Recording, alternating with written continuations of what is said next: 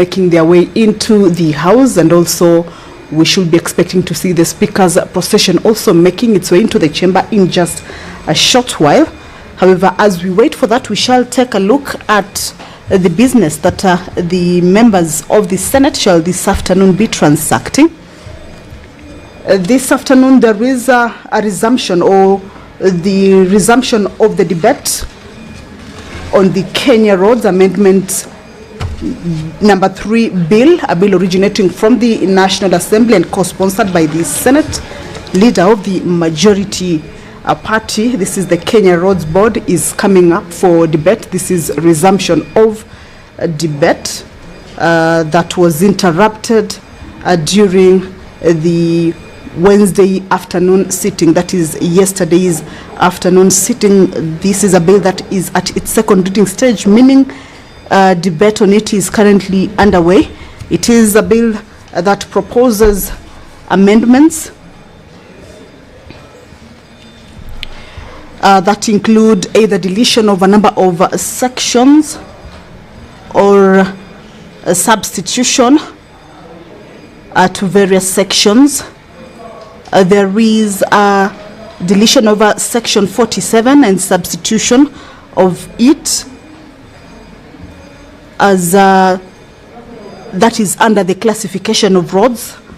This regards the classification of roads where it indicates that when a new public road or where a new public road is established, that a responsible authority or a county government shall submit to the cabinet secretary a request in writing for classification of the public road. Now, you will notice that this being a bill originating from the National Assembly affects some of the functions of the county government. For instance, a clause 4 of this amendment proposes the insertion of a new section, that is 47A and 47B, cap 408, that gives responsibilities to the county governments regarding the management of these particular roads.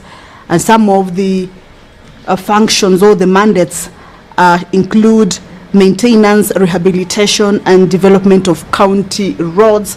There's also the management of road reserves and facilitation of access to roadside developments with respect to county roads.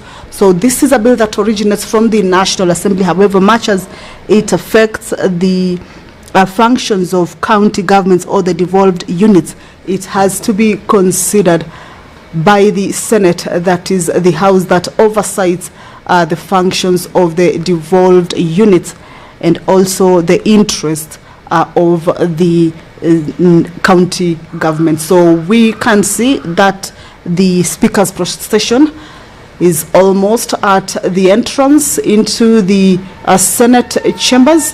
The Speaker of the Senate, Honorable Amason Jeffa Kingi, making his way into the House. He will be presiding over this afternoon sitting, the 16th day of July, the year 2026. This is a broadcast that is brought to you by the Parliamentary Broadcasting Unit in partnership with KBC. My name is Kamche Menza. Good afternoon. Na tuombe. Mwenyezi Mungu, tutakusihi tutazame kwa neema nyingi na baraka sisi watumishi wako ambao umeridhika kutuita kwa nyadhifa za uongozi katika jamhuri hii yetu. Tukuomba tuwajalie tuyatenda na kufikiria mambo yote yatakayofikishwa mbele yetu kwa njia ya haki na uaminifu, ili kustawisha amani, ufanisi na heri ya nchi yetu na wale ambao haja zao umezikabidhi mikononi mwetu. Amen.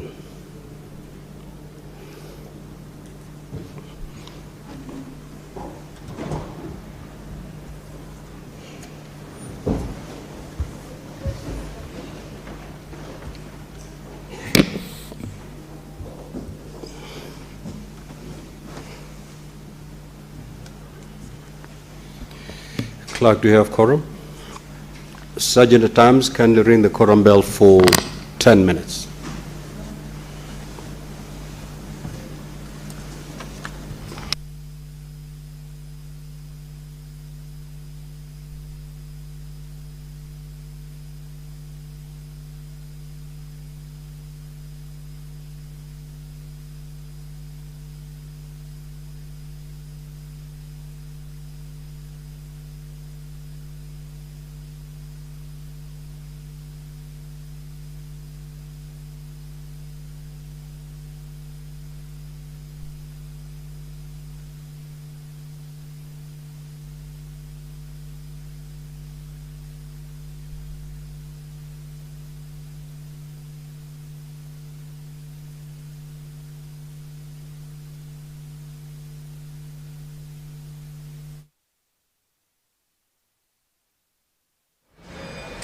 So the prayer has been said and the chair taken. However, there is a quorum hitch, and the speaker has directed that the quorum bell be rung for 10 minutes. Of course, this is as provided for in the House Standing Orders, and that bell is just to alert members of the Senate that there is a quorum hitch and that their presence in the chamber is highly required. So as that particular bell continues, we should be expecting to see more members making their way into the House. And of course, in a short while, that a quorum shall be attained and the business of the day or the sitting of the Senate shall commence.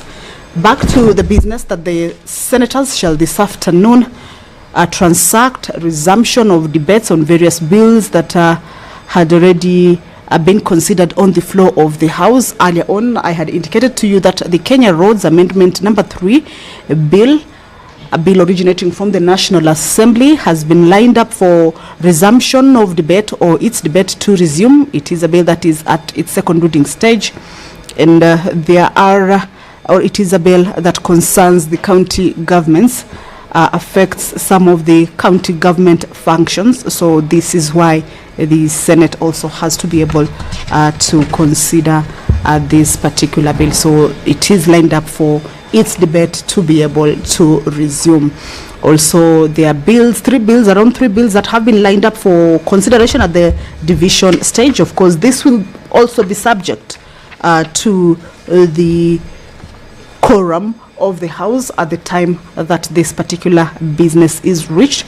And of course, these bills include the Assisted Reproductive Technology Bill, a bill that originates from the National Assembly and co-sponsored by Honorable Senator Catherine Muma, the County Government's Laws Amendment Bill, a bill originating from the Senate and sponsored by the Honorable Senator Abdul Haji, and also the Community Health Promoters Bill originating from the National Assembly and co-sponsored by the Senate leader of the majority party. So these are three bills that have been lined up or scheduled to be considered at the division stage, meaning that debate on them at the second reading stage was concluded, and this particular stage will be giving way for these bills to proceed into the next stage, of course, after that division vote. This afternoon also, the members of the Senate shall consider a motion.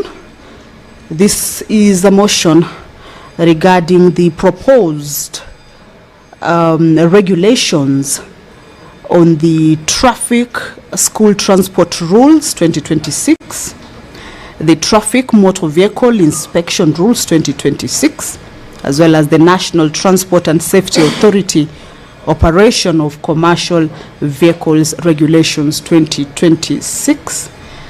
These are regulations that the Senate's Select Committee on Delegated Legislation considered and presented. Honorable Let's listen in. Now, so we will proceed with the business of this afternoon. Clerk, you may proceed to call the first order. Order number 1, administration of oath.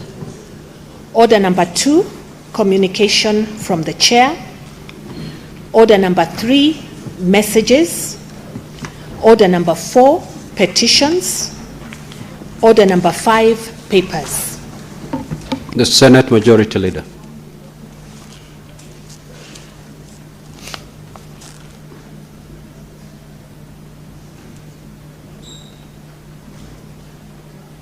Senate Majority Leader.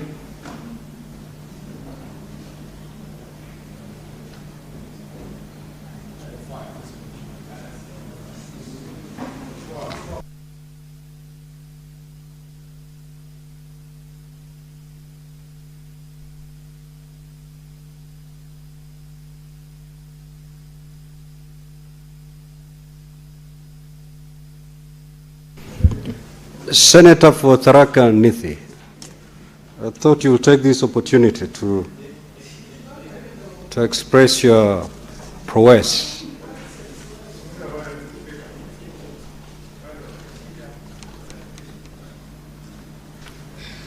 Thank you, Honorable Speaker. Mr. Speaker, sir, I beg to lay the following papers on the table of the Senate today, Thursday, 16 July 2026. The National Treasury Revised Medium-Term Debt Management Strategy, MTDS, for 2025-2026, 2027-2028, and a report of the Auditor General on the performance audit on the provision of bursaries by the county governments of KC. Thank you, Honorable Speaker. I lay.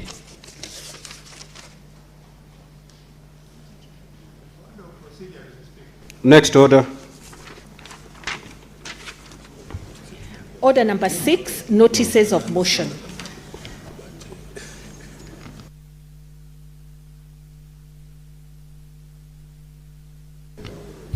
Chairperson, Standing Committee on Devolution and Intergovernmental Relations.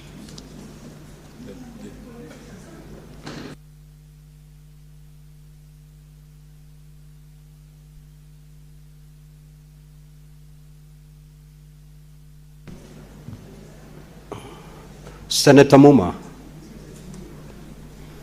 you have 2 notices to give.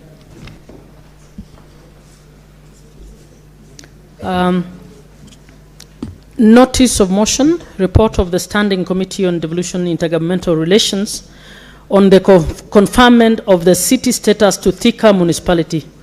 Mr. Speaker, sir, I beg to give notice of the following motion: that the Senate adopts the report of the Standing Committee on Devolution and Intergovernmental Relations on the conferment of city status to Thika Municipality, laid on the table of the Senate on Wednesday, 15th July 2026, and pursuant to Section 8(6) of the Urban Areas and Cities Act, approves the conferment of city status to Thika Municipality. Honorable Speaker, I have a second one. Notice of motion, report of the Standing Committee on Devolution and Intergovernmental Relations on the cooperation agreement between the national government and the Nairobi City County Government.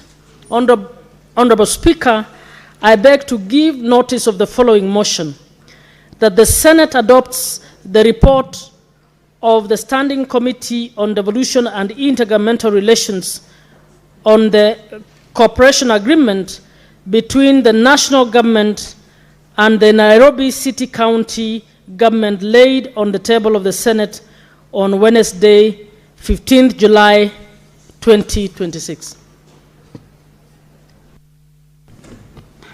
Next order. Order number 7, questions and statements. Statements pursuant to Standing Order 52-1. The Honorable Senator Veronica Maina. That statement is dropped. Senator for Taita Taveta County, the Honorable Maruma.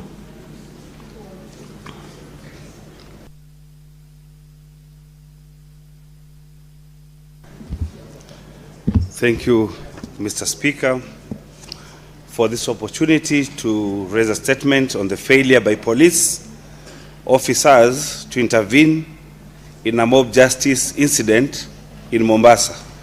Mr. Speaker, sir, I rise pursuant to Standing Order 52-1 to make a statement on a matter of national concern, namely the failure by police officers to intervene in a mob justice incident in Mombasa that resulted in the death of Mr. John Kalou Joshua. Mr. Speaker, sir, on the 22nd June 2026, at around 13 hours, Mr. John Kalou Joshua, a 24-year-old male from Marungu Ward, Voi Sub-County in Taita Taveta County, was subjected to mob justice at the Marikiti area of Mombasa County. He was later taken to the Coast General Hospital, where he was pronounced dead by medics. Mr. Speaker, sir, the tragic incident took place in full view of police officers who were present at the scene but failed to intervene. The police officers made no effort to save the life of Mr. Kalagi. They waited until his lifeless body was left on the road by his assailants and only came in to transport his body to the hospital. Mr. Speaker, sir, Article 26 of the Constitution guarantees that every person has the right to life. It stipulates that a person shall not be deprived of life intentionally except to the extent authorized by the Constitution or any other written law. Further, Article 50 assures every person the right to fair hearing in the event of a dispute, including the right to be heard and be presumed innocent until proven guilty. Mr. Speaker, sir, it is therefore concerning that police officers who are mandated by the Constitution and statute to uphold these rights and who serve under the clarion call of Utumishi kwa wote would stand idly by and watch as an innocent life was taken. Mr. Speaker, sir, mob justice in this country has taken so many lives, including that of Mr. Kalagi, who was accused of being Tanzanian and robbing a man of his manhood through witchcraft. Had the police acted promptly, his life would have been saved. Mr. Speaker, sir, the negligence exhibited by police officers in this instance is deeply troubling and must be condemned. Mob justice is a disgrace to the society and must be checked, with police officers taking the front line in curbing this inhuman behavior. The public should be sensitized and advised against taking the law into their own hands. Finally, Mr. Speaker, I call upon the Inspector General of Police to conduct thorough investigation into this matter and ensure that all those found culpable in the death of Mr. John Kalage Joshua, including the negligent police officers, are brought to book. I thank you.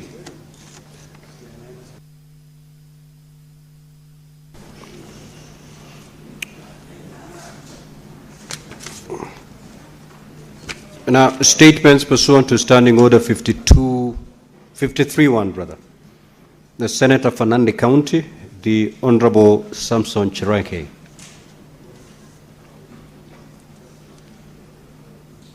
That statement is dropped. The Honorable Crystal Asige.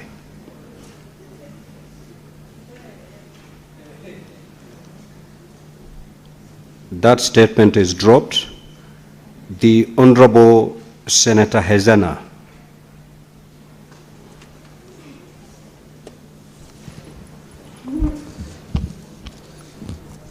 Thank you, Mr. Speaker. And I rise pursuant to Standing Order 53-1 to seek a statement from the Standing Committee on National Security, Defense and Foreign Relations on a matter of county-wide concern regarding the ongoing security and disarmament operation in Tiati constituency, Baringo County. In the statement, the committee should address the following. 1, the legal basis, objectives, and scope of the ongoing security disarmament operation in Tiati in Baringo County, including details on the specific areas of operation within the constituency, as well as the criteria used in identifying those areas. Secondly, the measures in place to ensure that the security and disarmament operation is conducted in strict conformity with the constitutional and statutory provisions and in a manner that ensures innocent civilians are shielded from harassment and intimidation by security personnel and actual culprits targeted. 3, the mechanisms available for members of the public to report misconduct by security personnel along with the attendant procedures for addressing such complaints.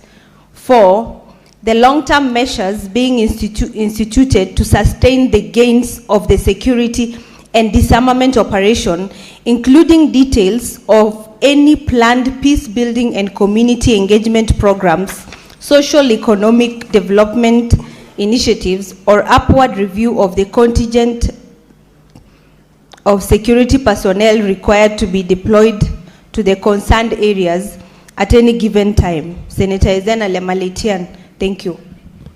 Senator for Nairobi City County, the Honorable Edwin Sifuna. Speaker, I rise pursuant to Standing Order 53-1. We seek a statement from the Standing Committee on Health on a matter of county-wide concern regarding the elevation of Jaramogi Oginga Odinga Teaching and Referral Hospital in Kisumu County to a Level 6 National Teaching and Referral Hospital. Mr. Speaker, the Jaramogi Oginga Odinga Teaching and Referral Hospital in Kisumu was officially gazetted as a Level 6 Teaching and Referral Hospital on 18th June 2025. This transition elevated the facility from county management to a national parastatal under the Ministry of Health, unlocking direct national funding, expanded service delivery, and specialized care. However, county and contracted staff who were expected to be absorbed as parastatal employees with proper job group placement have not yet been confirmed, leaving them disadvantaged in comparison to their counterparts in other Level 6 hospitals. In the statement, the committee should address the following.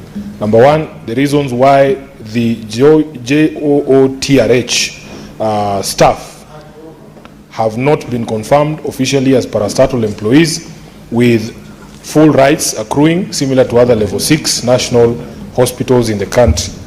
Number two, whether upon placement of staff in the proper job groups, their salaries will be backdated to the date JOTRH was gazetted as a Level 6 National Teaching and Referral Hospital and the timelines for effecting this. And lastly, Honorable Speaker, whether the facility has a pension scheme for staff, and if not, outline the plans underway to establish one. Thank you, Speaker. Senator for Kisii County, the Honorable Richard Onyonka. Thank you, Mr. Speaker, for giving me this opportunity. Mr. Speaker, so I rise pursuant to Standing Order 53-1 to seek a statement from the Standing Committee of Labor and Social Welfare on a matter of county-wide concern regarding persistent delays by the county government of Kisii to pay salaries and address the employees concerned. Mr. Speaker, number one, I would like the committee to look at the biometric report of the audited registered employees of Kisii County and designated roles and responsibility within the county organographic structure and the amount of the wage bill from 2023-2026. Mr. Speaker, number two, I would seek from the committee a breakdown of the salary arrears by the county government of Kisii to its employees, including details of the months of which the arrears relate to and the reasons for the continued failure by the county government to settle the arrears owed to these workers. Number three, Mr. Speaker, I would want the committee to tell us whether the county government has remitted the monthly statutory deductions and other mandatory deductions such as pension contributions and SHA and any other affected statutory deduction for employees despite these salary delays. Number three, Mr. Speaker, I would want the committee to interrogate the status of payment of service gratuities for lapsed employment contracts, particularly the employees of the Kisii Teaching and Referral Hospital and the workers under the SHOMAP program, which is a World Bank project. Mr. Speaker, number four, I would want the committee to look at what steps have been taken by the county government to resolve the delays in the payment of salaries, the payment of unsettled and outstanding salary arrears, and ensure timely payment of these salaries and these gratuities in the future. Number five, Mr. Speaker, I would want the committee to find out when the county government will issue contract extension letters to the employees of KTRH and workers who are working under the SHOMA program, whose contracts lapsed but who continue to be engaged in the county government, working without formal notification of the terms of their continued service delivery. And finally, Mr. Speaker, I would want the committee to find out whether the county government could consider transitioning some of the employees from short-term contracts to permanent and pensionable terms, particularly the healthcare workers, in order to enhance job security and improve staff morale within the county health facilities of Kisii. Thank you, Mr. Speaker. Senator for Kisumu County, the Honorable Professor Tom Ojenda. That statement is dropped. Senator for Mombasa County, the Honorable Mwenyehaji Faki.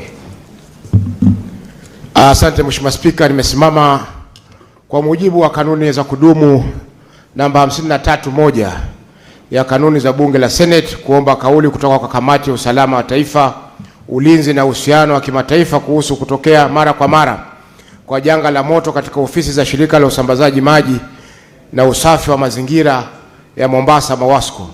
Mheshimiwa Spika, kutoka mwaka jana kumetokea visa viwili vya moto katika ofisi za MAWASCO. Mnamo tarehe 10 mwezi Mei mwaka 2025 na moto mkubwa uliteketeza ofisi za MAWASCO. Hivi majuzi tena Mheshimiwa Spika, mnamo tarehe 26 Juni mwezi mwaka 2026 kulitokea kisa kingine cha moto katika ofisi hizo. Katika kauli hiyo Mheshimiwa Spika, kamati zingatia yafuatayo: moja, chanzo cha visa vya mara kwa mara vya moto katika ofisi za shirika la usambazaji maji na usafi wa mazingira ya MAWASCO. Pili, stakabadhi na mali zilizoteketea katika moto wa tarehe 26 Juni mwaka 2026 ikiambatanishwa na taarifa kuhusu jinsi ambavyo kuteketea huko kwa stakabadhi na mali hiyo kutaathiri utekelezaji kazi katika shirika hilo. Tatu, sababu za kuchelewa kwa huduma za dharura za kudhibiti moto katika kisa cha hivi karibuni cha tarehe 26 Juni, pamoja na maelezo ya hatua ambazo serikali ya kaunti ya Mombasa inachukua kusuluhisha changamoto zinazochangia kuchelewa huko ili kuboresha huduma za kudhibiti moto kwa ujumla katika siku zijazo. Ya nne, Mheshimiwa Spika, hatua ambazo MAWASCO imechukua ili kuzuia kujirudia tena kwa mikasa ya moto katika ofisi zao. Asante Mheshimiwa Spika. Senator Mohamed Faki Mwenyehaji, County ya Mombasa. Mheshimiwa Spika, niko na taarifa nyingine ya pili. You may proceed. Mheshimiwa Spika, nimesimama. Has it been approved, It was approved, yes. Okay, proceed. Yes. Mheshimiwa Spika, nimesimama kwa mujibu wa kanuni za kudumu 53(1) ya kanuni za kudumu za Seneti kuomba kauli kutoka kwa kamati ya elimu kuhusu uajiri wa wanajamii wa eneo husika katika vyuo vya kitaifa vya ufundi anuai cha Pwani katika kilichoko kaunti ya Mombasa. Katika kauli hiyo Mheshimiwa Spika, kamati zingatia yafuatayo: hatua zilizochukuliwa na Wizara ya Elimu kuhakikisha kwamba ajira katika vyuo vya ufundi anuai zinawajumuisha wanajamii wa maeneo husika. Pili, mikakati iliyowekwa ili kuwawezesha wanajamii wa maeneo husika kupewa kipaumbele katika ajira, hususan katika nafasi za uongozi wa vyuo vya anuai. Na tatu, Mheshimiwa Spika, orodha ya wafanyakazi wa chuo cha kitaifa cha ufundi anuai cha Pwani ikiambatana na kaunti wanazotoka na vyeo wanavyoshikilia. Asante Mheshimiwa Spika kwa kunipa fursa hii. Now, the statement pursuant to Standing Order 57(1) is deferred.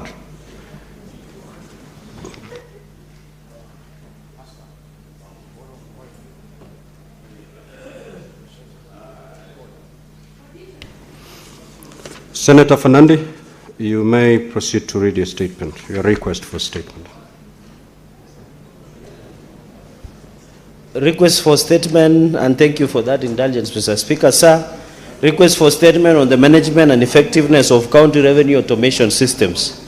Mr. Speaker, sir, I rise pursuant to Standing Order 53(1) to seek a statement from the Standing Committee on Finance and Budget on a matter of nationwide concern regarding the management and effectiveness of county revenue automation systems and their impact on county governments on source revenue collection.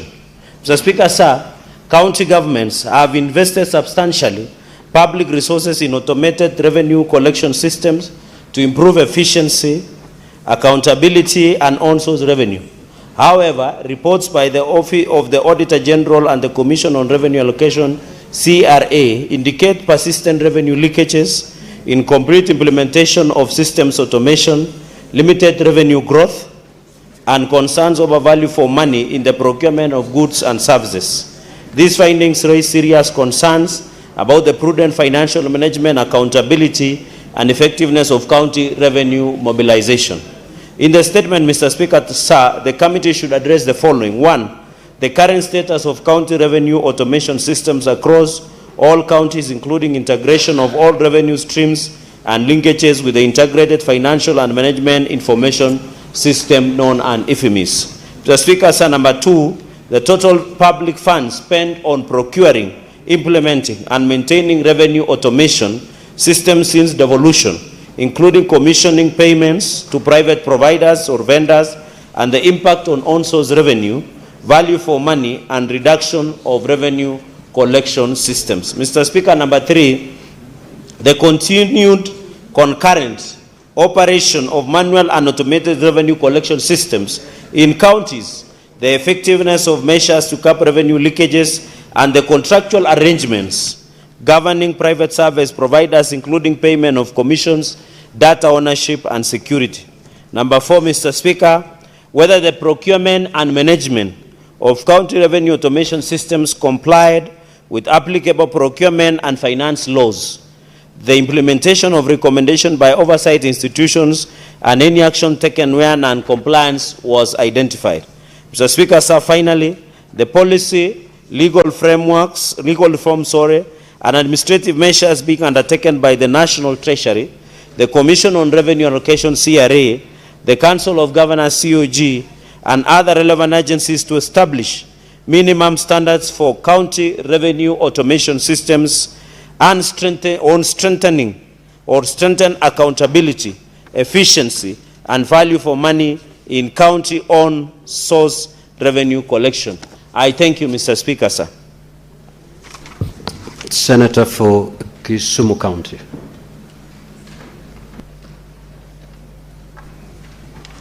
Thank you, Mr. Speaker. Mr. Speaker, I have a request for statement on the rise in criminal activities attributed to non-functional street lighting in Kisumu County. Mr. Speaker, I rise pursuant to Standing Order 53-1 to seek a statement from the Standing Committee on National Security, Defense, and Foreign Relations on a matter concerning county-wide concern regarding rising security concerns associated with non-functional public street lighting within Kisumu County. While the national government is responsible for internal security, Mr. Speaker, county governments play a complementary role by maintaining public infrastructure that supports public safety. In Kisumu City and in other urban centers, prolonged failure to repair street lights along roads, walkways, markets, and bus termini has heightened insecurity, disrupted evening economic activities, and hindered effective policing and emergency response. It is therefore necessary, Mr. Speaker, to establish the measures being undertaken to restore and maintain public street lighting as part of efforts to enhance public safety and protect lives and property. In the statement, the committee should address the following. 1, the extent to which non-functional street lighting has contributed to insecurity in Kisumu County, particularly in identified crime-prone areas, and whether the county government and relevant security agencies have undertaken any assessment of the link between inadequate public lighting and criminal activity. 2, the measures being undertaken by the county government to restore and maintain street lighting along county roads, public markets, bus parks, recreational areas, and other public spaces affected by insecurity. 3, whether the county government maintains an inventory of non-functional street lights indicating how long they've remained inoperative, reasons for delay in their replacement, and timelines for restoring functionality.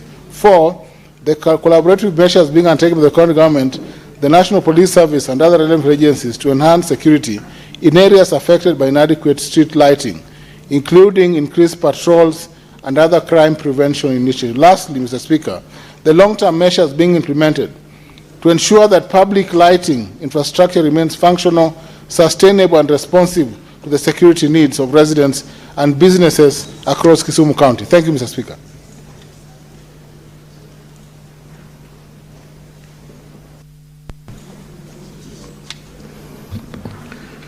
Now, honorable senators, I will allow comments on these statements, on the request for statements, for a period of not more than 15 minutes.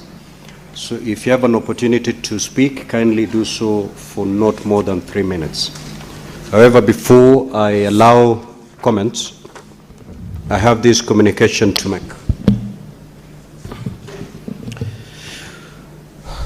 Honorable senators, I have a communication to make related to changes in the Senate minority leadership. Honorable senators, via the letter dated 16th of July 2026, I received correspondence from the Senate minority leader, Senator Justice Retired Stewart Mazayo EGH, MP, regarding changes in the minority party leadership affecting the office of the Deputy Senate Minority Whip. As you are aware, Standing Order 23.4 provides as follows. A senator elected under paragraph 1 may be removed by a majority of the votes of all senators belonging to the minority party. Further, Standing Order 23.6 states as follows. Upon a decision being made by the minority party under this standing order, the decision of the party shall be communicated to the Speaker in writing, together with the minutes of the meeting at which the decision was made.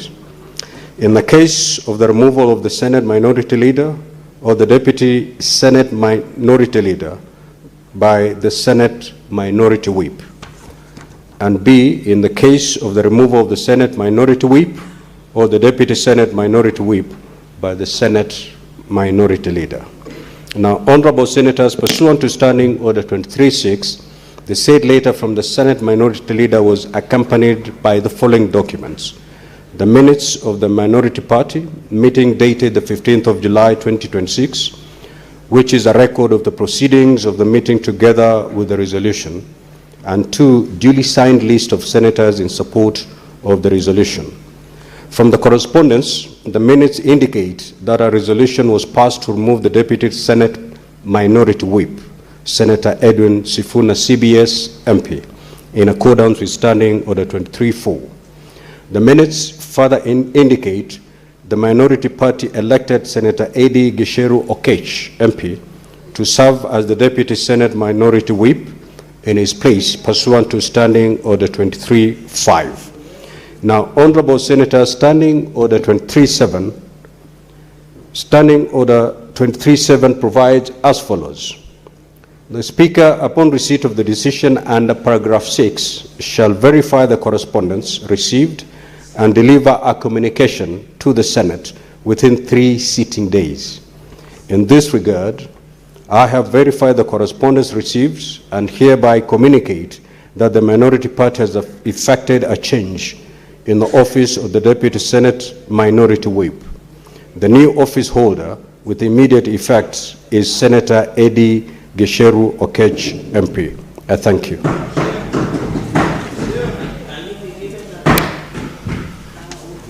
Now we're on the comments on the statements that have been made.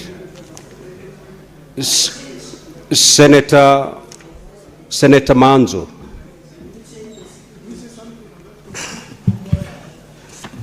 No. Thank you, Mr. Speaker, for giving me an opportunity to comment on the statement. I would like to comment on the statement of Senator Faki on Mombasa Technical Institute. Mr. Speaker, I sit in the Committee of National Cohesion, and ordinarily, for every government institution, Mr. Speaker, we've been inspecting and making sure that there is a balance of the gazetted ethnic communities in the country, so that, Mr. Speaker, one institution does not take up only the locals, Mr. Speaker. The unfortunate situation with this institution in Mombasa, the locals have not had an opportunity to serve in their own institution, Mr. Speaker. And from the cohesive nature of things and in balancing of ethnicity in the country, Mr. Speaker, it's been following that whoever person is heading the institution from a different part of the country, they tend to bring in their people and occupy that institution, and the locals, Mr. Speaker, are left without a chance to make use of their own institutions and also enjoy institutions localized to themselves, Mr. Speaker. So I believe this statement will go a long way and will serve as an example to other institutions, so that, Mr. Speaker, the ethnicity of the country is reflected in government institutions in a balanced way. And especially, Mr. Speaker, there has been failure to comply with the law in terms of people with disabilities and an opportunity to serve equally in the Republic as the rest of the people, Mr. Speaker. And at least 5% of every government institution in this Republic, Mr. Speaker, should have accommodated people with disabilities. What ordinarily happens is that, Mr. Speaker, there are all manner of excuses why these people have not yet been accommodated, and the council dealing with the people with a disability a lot of times is not consulted, and I know it has a proper database. There are many Kenyans abled differently, Mr. Speaker, who can be able to serve in different positions in the Republic of Kenya. And therefore, Mr. Speaker, I want to support this and say that when it comes to the committee, then we'll be able to make sure that justice is done. I thank you, Mr. Speaker. Senator Mundigi. Asante Bwana Spika kwa kunipa nafasi niweze kuchangia taarifa ya Senator wa Kisii Nyoka, na inashirikiana pamoja na Senator wa Nandi kuhusu mambo ya county, vile wafanyikazi wengi wameteseka, mambo ya alias na mambo mingi, na unakuta hata wengine wafanyikazi ama wale contractor wapati hela wakati wamemaliza kazi, na pia wengi wao contractors wamechotwa mali yao na mambo mingi imefanyika. Na hiyo mambo yote, Bwana Speaker, imeendelea kufanyika wakati county tunaipatia pesa katika sisi tunawapatia pesa ya kufanya kazi juu ya devolution, Bwana Speaker. Kwa hiyo, Bwana Speaker, ningeomba kuweze kutengenezwa kamati weze kuona ni kwa nini kaunti nyingi watu wengi wapati misahara, wale wengine wanateseka, na pia pesa ya hospitali ama ya retirement kikatwa haikuangi inapelekwa pahali inavaa. Kwa hiyo, Bwana Speaker, ningeomba kuweze kuonekana, kwa sababu hiyo gonjwa imekuwa sio Kisii peke yake, sio Nandi peke yake, hata Embu County. Saa hii ile kitu imeleta shinda ni kwa sababu ya wakati wa zamani kulikuwa na pending bill na wenji bill. Hata county tukiipatia pesa unakuta hakuna kazi inaendelea juu ya ile mandeni. Kwa hiyo, Bwana Speaker, sisi hapa maseneta kutoka mwaka wa 2022 mpaka sasa tunaendelea kupeana.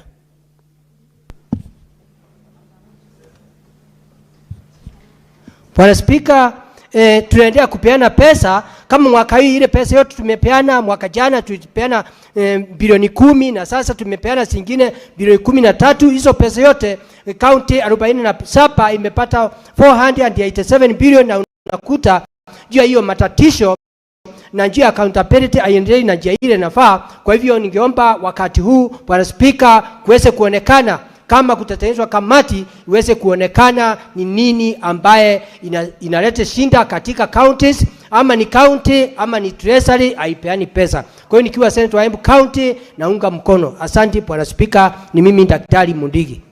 Senator Okech.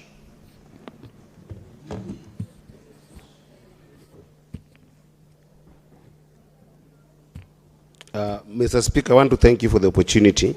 I just wanted to quickly comment about the statement by Senator Edwin Sifuna on the status of staff in Jaramogi Oginga Odinga Teaching and Referral Hospital, Mr. Speaker. Mr. Speaker, this is a serious crisis because, Mr. Speaker, when you go to that hospital, you will experience a serious, problem that the staffers there are experiencing. Mr. Speaker, we have at time without number gone through a number of issues in this house where you have seen even UHRs, universal health care workers, suffering serious financial instability. And this is also happening in Jaramogi Oginga Odinga Teaching and Referral Hospital, Mr. Speaker, because without this financial stability, Mr. Speaker, we cannot guarantee the services and the stability of the services that the staffers there are giving, Mr. Speaker. And Mr. Speaker, in this statement, given that we have realized that the status was conferred in June of 2025, Mr. Speaker, I don't know how the audit timeline of this also is going to be done, because already is a year gone, and these staffers are experiencing a very serious and stringent rules with audits with the PSC, as well as with salaries and remuneration commission, Mr. Speaker. It would be good if this committee also looks at the issue of how is the year in question being audited with regards to the benefits to this staff, Mr. Speaker. And lastly, Mr. Speaker, I want to categorically say, Mr. Speaker, that it will be very important that the committee also integrates in their search, or rather in their quest to this question, Mr. Speaker, to help us understand what is the then coming up terms of service. Because if the terms of service in this hospital, Mr. Speaker, was based on level 5 hospital terms of services that we have seen in the counties, Mr. Speaker, then how is the new terms of service going to be able to take care of the staffers who perhaps because of qualification or otherwise, where we really need technically advanced people who have not been put there, Mr. Speaker, how are they going to be taken care of with the going stalemate in terms of the salaries and delayed salaries that they haven't found? Senator Boni. Mr. Speaker, one sentence on the issue of the Jaramogi Teaching and Referral Hospital. We want us to be fair to the communities of Nyanza and the communities of Western on two accounts. Mr. Speaker, the first one, that the Moi Teaching and Referral Hospital and KNH are run by sons and daughters from those communities of Western and Nyanza. A fact. I'm one such a son. The communities of those two areas, running into an excess of 8 million people, have no access to level 5, level 6 services. Mr. Speaker, I want to remind the decision makers, and especially CS Duale, to go and ask the PS or the Director of Medical Services to define to him the meaning and the difference between a level 5 hospital and a level 6 hospital. The services rendered in Kakamega, the services rendered in Nakuru, in Embu, and in Kisumu and Mombasa are not level 5 services. They're level 6. So the former provincial hospitals ought to automatically transit to level 6 hospitals, and the government to give the necessary budgetary backup. My last comment, Mr. Speaker, is on the statement by the Senator on the issue of salary arrears. Mr. Speaker, the issue of salary arrears in counties cuts across very many counties. The committee should now make a list of shame to show these governors who are comfortable to enjoy super payments from the county governments, and they don't want nurses, they don't want doctors, they don't want ECD teachers to also enjoy their perks. Why would a man who dreamed of becoming a governor ever think of running a county using the so-called contract staffs? A contract staff cannot apply in professional cases like ECD teachers, in medicine. Contractual staff are people who are usually cleaners, people who slash around. You can afford to give them contract. This Senate must 1 minute. Mr. Speaker, this Senate must compel these lazy governors so that all doctors, all nurses, all paramedical staff, all ECD teachers in all counties must transit to permanent and pensionable employment. I thank you, Mr. Speaker. Senator Osotsi. Thank you, Mr. Speaker. Mr. Speaker, I wish to make a comment on the statement by Senator Sifuna on elevation of Jaramogi Odinga Hospital, referral hospital to a level 6. Mr. Speaker, when this announcement was made, there was a huge celebration in the region. And I remember some people said that this is the first benefit of being in a broad-based government. But clearly you can see nothing much has happened apart from just the change of the level, which is very, very not proper. Mr. Speaker, most of the hospitals, referral hospitals, are not even compliant to the what we call the health quality model, which is given by the Ministry of Health, that looks at the issues of HR and also issues of equipment and all that. Most of the hospitals are not compliant, including this particular hospital. According to the last audit report by the Office of the Auditor General, this hospital had not complied the requirement for level 5. But still, it was elevated to level 6. So I think there is need for the committee to look at it and see what exactly prompted the government to promote this hospital to level 6. And they have not done what is supposed to be done to make it a proper level 6 hospital. Mr. Speaker, and these are things that we keep on pointing out, that some of these things are done for political reasons without looking at the deeper issues that are required to be looked into.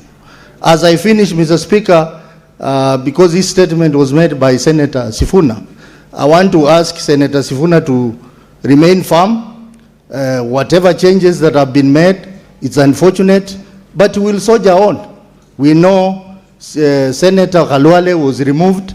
Now is Senator Sifuna, and a lot of us are going to be removed. It is fine, we'll move on. But we have a bright future coming, and it's coming very soon. Senator Kisang. Now, Senator Osotsi. If you look at the standing orders, the standing order on relevance. Who has died? Huh?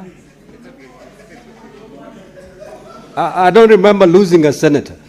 I could have made the announcement. My senators are intact. I still have them, so nobody is allowed to mourn. We are all health and in good health. Senator Kisang? Yeah, thank you, Honorable Speaker. Honorable Speaker, I also want to make comment on the statement raised by Senior Counsel Senator Professor Gender on street lighting. Honorable Speaker, this was a very noble and still a novel idea to ensure that we have street lights in our estates, in our streets, to enhance security. But it looks like, Honorable Speaker, when the idea was mooted initially, it's like between national government and county governments, they did not agree who was going to pay the bills. That is why, after a while, if a bulb is broken, bills are not paid, they get disconnected by Kenya Power, Honorable Speaker. That's why you saw the mess that was there last year between the county government of Nairobi and Kenya Power, because they don't know who are supposed to pay the bills. This is maybe the governors, the Council of Governors and the national government, especially the Ministry of Interior, need to sit down and have an MOU so that they know who is supposed to pay what, and they make an agreement. Because everywhere the president goes, the governors are asking for street lighting, but they are not budgeting for payment of bills, Honorable Speaker. Because this is something that is good. It is enhancing security, it's making our cities, it's making our towns, it's making our estates secure, Honorable Speaker. It's not Kisumu alone, it's across the country. Most of them have just basically been disconnected, or they are no longer working.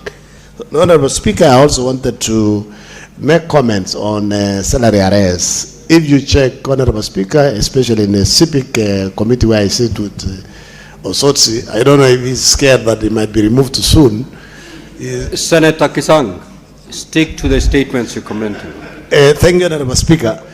Honorable Speaker, statutory deductions, apart from arrears, statutory deductions like pay as you earn, pension funds, Honorable Speaker, the county governments are not remitting these deductions, including even loans, Honorable Speaker. You find that an employee has been deducted, maybe for a SACCO loan or a SACCO savings, and then after a while, they want to go for loans, they are told your employer has not remitted. Honorable Speaker, they find themselves listed under CRB, and they have already, the salaries have been deducted, Honorable Speaker. This is something that maybe we need to relook at. If an employer has not remitted a deduction, say a loan, Honorable Speaker, that has been taken maybe by a bank, who is supposed to be listed? Is this particular employee who has already been deducted, or we need to find a way of punishing the employer, Honorable Speaker, because it's unfair for the employees, because they have worked for it, they have earned, but basically employers are the ones who are messing up. Thank you, Honorable Speaker. Senator Sifuna.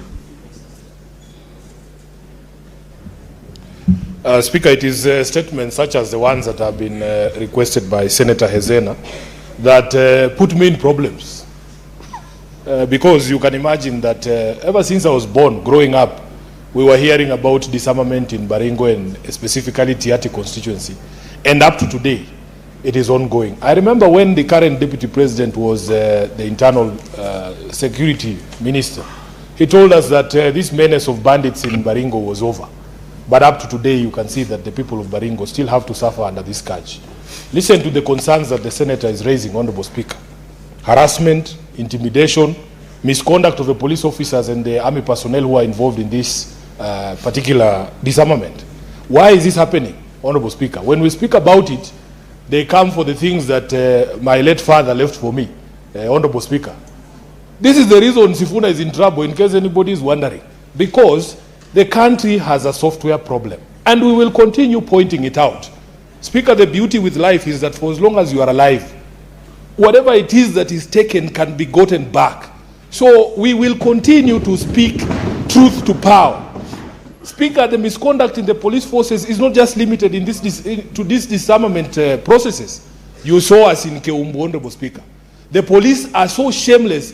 I would rather you even send police in plain clothes to throw stones. But these days they come in uniform. There is no shame at all, Honorable Speaker. No shame. They come in full uniform. They ride along with the goons. They throw stones themselves. And then you say you have a country because you have built a stadium and named it after Raila. We will say, no, Bwana, this is not the country we want to live in. We have to rescue our country. We have a software problem in this country.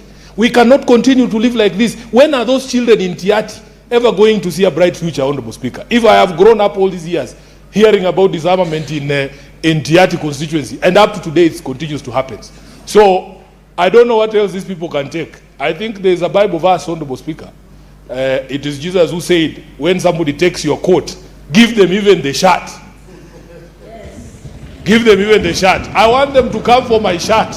I am prepared, Honorable Speaker. I take this opportunity to very humbly thank the leadership and the members of the minority side for the cooperation that they've given me. Even the majority side, for the cooperation that they've shown me in the time that I have been Deputy Whip. I congratulate my young brother, the Honorable Senator from Migori, for his new role. You remember, Senator Eddie, how many times I have called you as your whip so that you give us quorum I am happy that that is now going to be your job, to look for quorum in this house so that we can transact business. I thank you, Honorable Speaker. Senator Cheranke. Mr. Speaker, let me make a comment on the statement by the former SG of ODM and immediate former Deputy Minority Whip of the House, and I'm happy disloyalty has been punished swiftly and heavily, Mr. Speaker. Senator, let me make the following comments. Senator One, Fernandez. Mr. Speaker. Senator Fernandez. Senator Fernandez. Yes, please. You're out of order, and I'm giving you the first question. Okay. Yeah. You proceed with that line, I'll throw you out. Let me, Mr. Speaker, you know, we are used to such noise. Mr. Speaker, I am this Jaramogi Oginga Odinga Hospital, first we must congratulate the government for elevating, Mr. Speaker, in that region. And the Senator of Kisumu expressed happiness. And the people like Edward congratulate, this is the first fruit of broad-based government. Mr. Speaker, Moi Teaching and Referral Hospital was overwhelmed. KNH was overwhelmed, Mr. Speaker. And I'm happy in this financial year of 2026-2027, 3.93 billion has been allocated to elevation of Jaramogi Oginga Odinga Hospital, which was formerly known as Russia. Mr. Speaker, it is not rocket science that President William Ruto is the one elevating. We have had 4 presidents. Where were they? But since these gentlemen want to play politics, we'll play when times comes up, Mr. Speaker. And I'm happy the maker of the statement is now a proper backbencher. These are the questions that you should ask government, and it is welcome, Mr. Speaker. So, Mr. Speaker, I agree there could be challenges in the health sector, Mr. Speaker. Even here in Nairobi, most of the facilities run by county government are doing badly. But the Nairobi senator rather oversight the national government over his primary role of oversighting county government. So you go to Mbagathi, it's not a going concern. Go to City Mojari, the bodies are smelling, Mr. Speaker. We must tell truth not only to power, but people who should do oversight, Mr. Speaker. And therefore, this matter of Jaramogi Oginga Odinga Hospital, I want to ask this, my law lecturer, Senator Professor Tom Ogenda, through you, Mr. Speaker, that they have opportunity to continue lobby and ensure this hospital is properly elevated. Because, Mr. Speaker, from Nandi County, the border of Nandi County to Kisumu is less than 30 to 40 minutes. So it is also in our interest as Nandi County to ensure that we have access, unlimited access to Jaramogi Oginga Odinga, Mr. Speaker. And I'm embarrassed today that one of us is suggesting that since Jaramogi Oginga Odinga Hospital is in Luo Nyanza, that somebody from that region should run it, Mr. Speaker. That is shame. These are the same people who are calling out tribalism, yet they come to the floor of the House, Mr. Speaker, and tell us, since MTRH, Sijui KNH, Mr. Speaker, they should run from those regions. They should be embarrassed. Order, order, Senator Onyonka. Senator Onyonka. Very well, Senator. Proceed. Senator Korir. Senator Roba.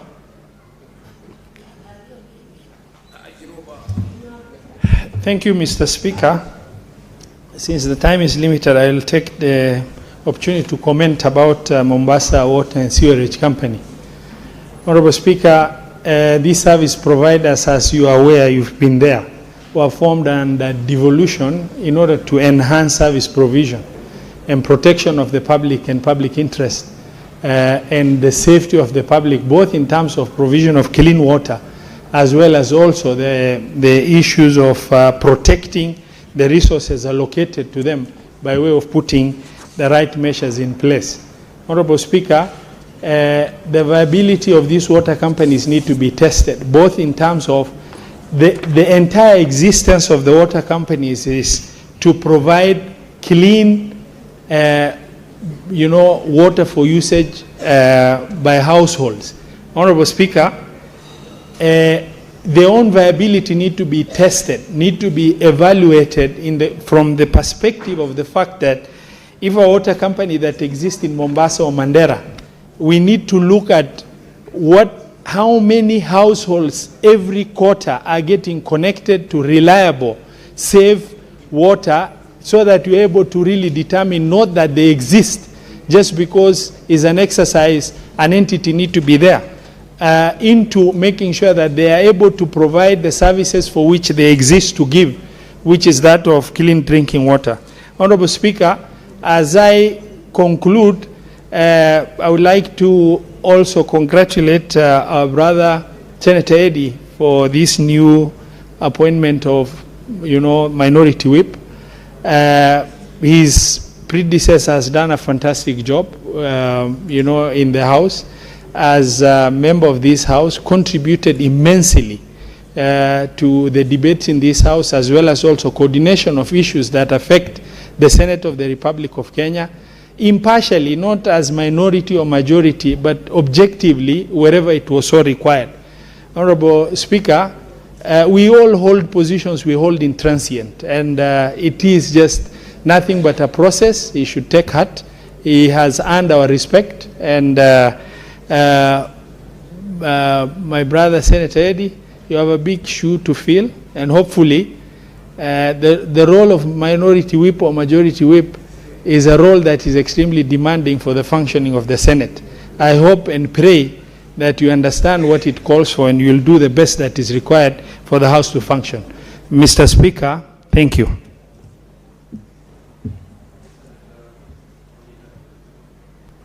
Senator Mwenyehaji.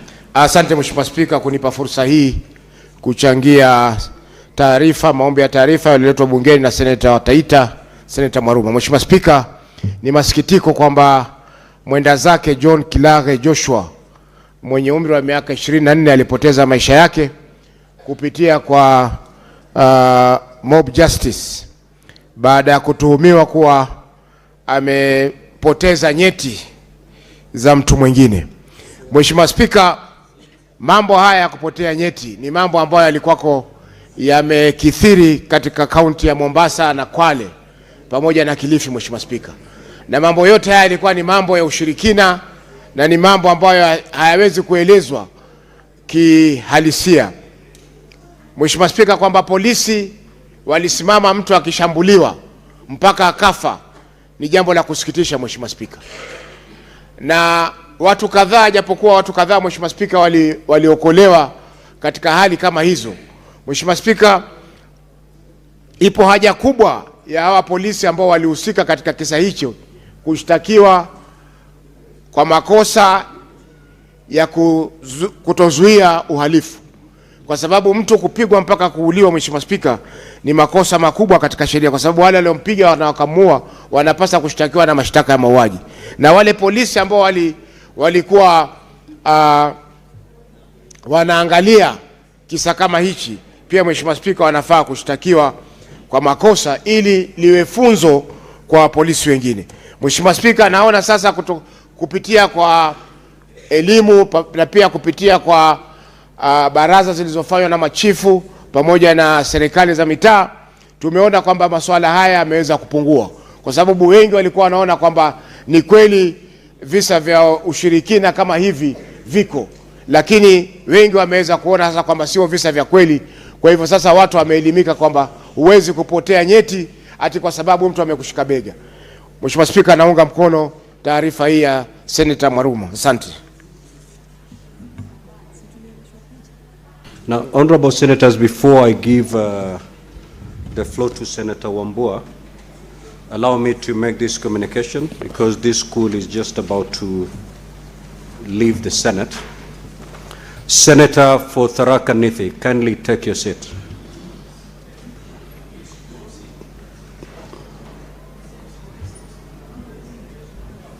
And Senator for Tharaka Nithi, you're out of order. Go back to the bar and bow and take your seat.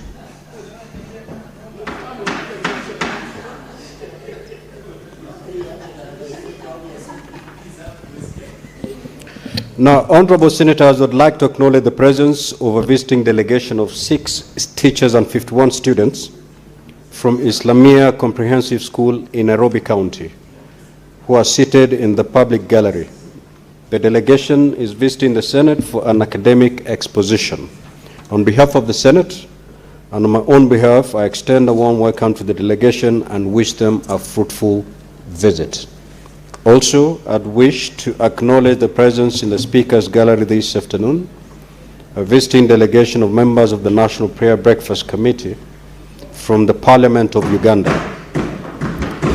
The delegation is in the Senate to gain insights into the functioning of the parliamentary prayer breakfast movement in Kenya, while also strengthening fellowship and continued engagement through sharing of experiences and lessons learned over the years. Now, honorable senators, these are the members of parliament from Uganda comprising of this delegation are Honorable Tom Bright Amoti, a member of parliament, the Honorable Aogon Silas, MP. Now, on behalf of the Senate and my own behalf, I extend a warm welcome to them and wish them a fruitful and enriching visit. I will ask the Senator from Makueni to welcome both delegations. Thank you, Mr. Speaker, for giving me this opportunity to welcome the school and also welcome the two members of Parliament, Mr. Speaker. Mr. Speaker, Honorable Cyrus is now serving his 20th year in the Parliament of Uganda, and his colleague, 15th year. There are two other members who are not with them. They came, four of them, Mr. Speaker, yesterday. There is the Honorable Ndakasi, who is the current chair of the National Prayer Breakfast in Uganda. Mr. Speaker, you remember, during the last prayer breakfast in Kenya, a huge delegation came and fellowshipped with us, and similarly, Uganda invites us every 8th of October to attend their National Prayer Breakfast. Mr. Speaker, I also welcome the students and hope that they are going to learn and also get encouraged and inspired so that one day they could also be representatives of the people and can be in the Senate or National Assembly. Mr. Speaker, I thank you. Senator Wambua.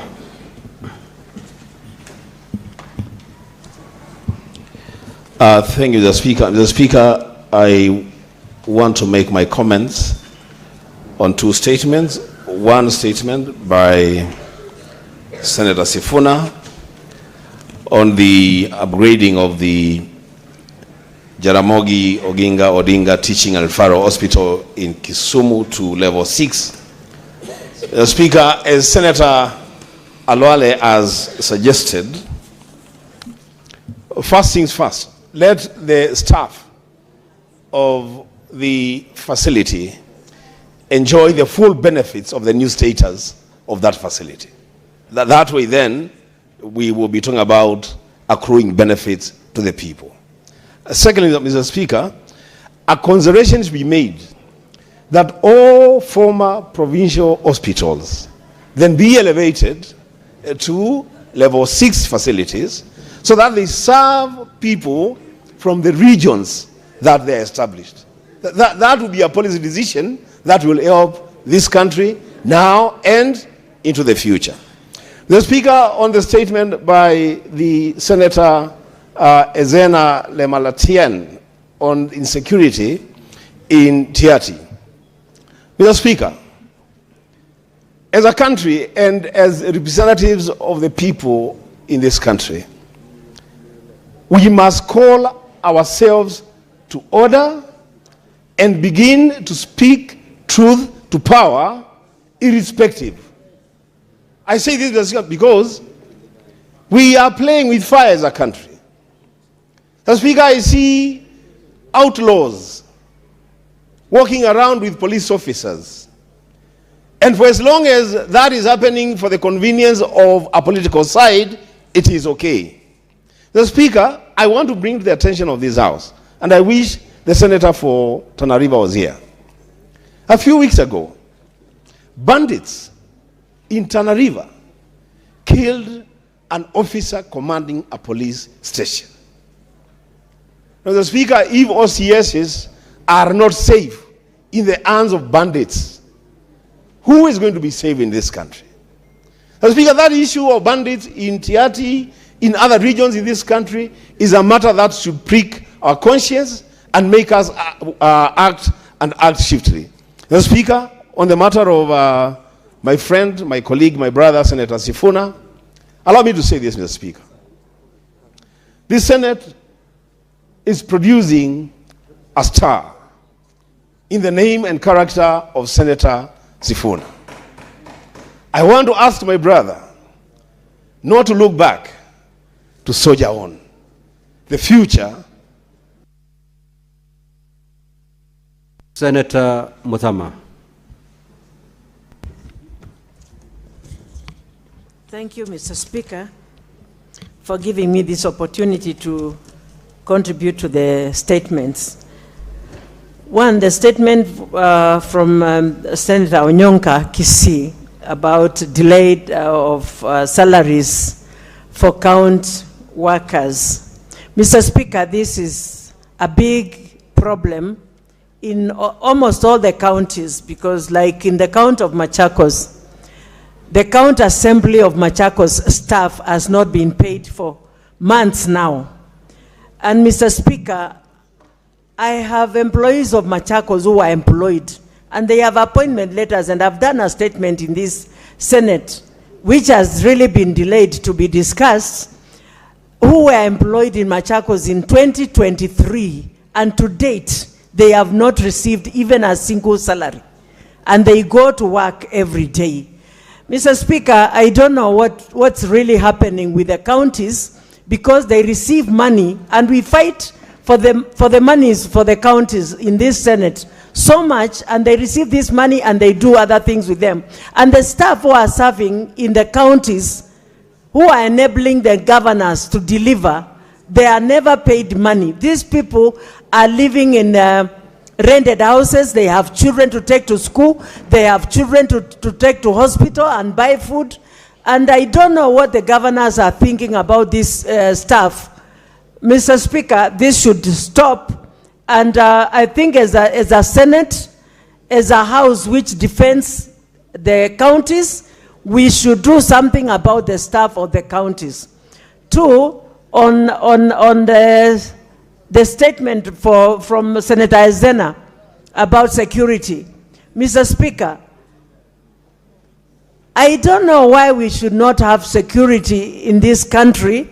Some people are living like they are not living in Kenya, and like there's no government in Kenya, and yet they should be protected. The law is very clear, and the Constitution is very clear, that every citizen of this country has a right to be protected by the government. And so when we are hearing of these killings and insecurity, we wonder, where is the government? What is the government of Kenya doing about its citizens? We need security. Every Kenyan's life counts, and we should not hear of Kenyans being killed anyhowly. Thank you, Mr. Speaker. Senator Agenda. Thank you, Mr. Speaker. Mr. Speaker, I wish to comment on the statement by the Senator for Kisii, Senator Onyonka, on the question of delayed salaries. Mr. Speaker, as has been stated, Mr. Speaker, it is common ground that counties are struggling with two things.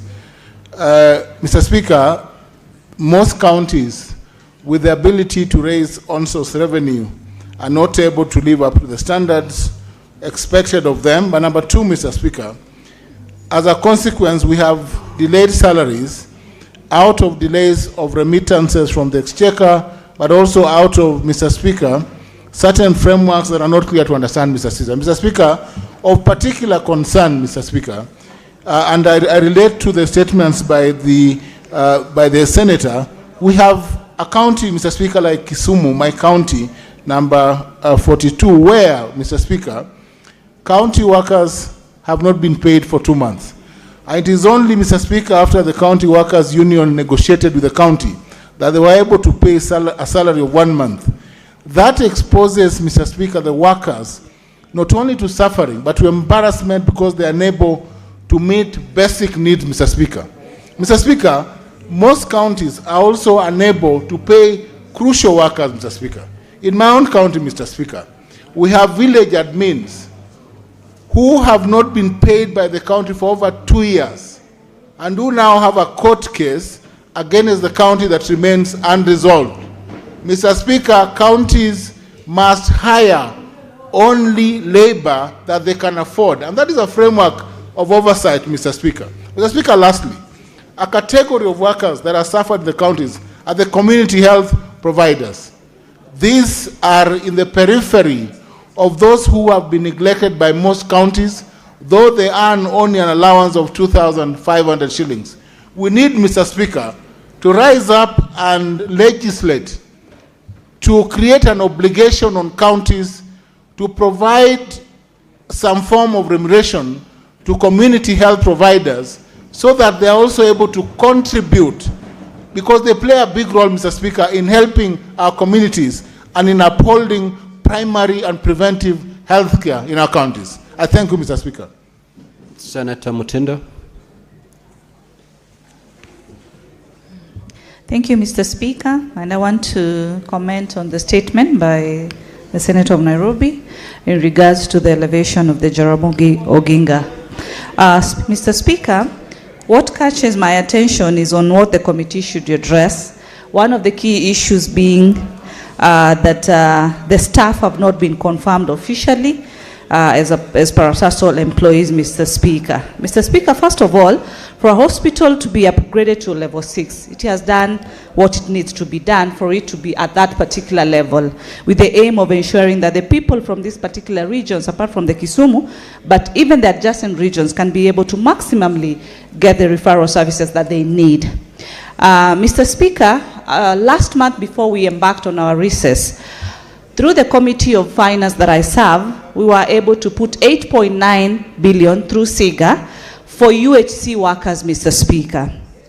And with that effort, a matter that had also been brought to my Committee of Health that I serve as well, on the arrears of our UHC workers and the other issues of them not being able to be absorbed at the county level on permanent and pensionable terms, Mr. Speaker. Mr. Speaker, you find that these issues are repeating themselves.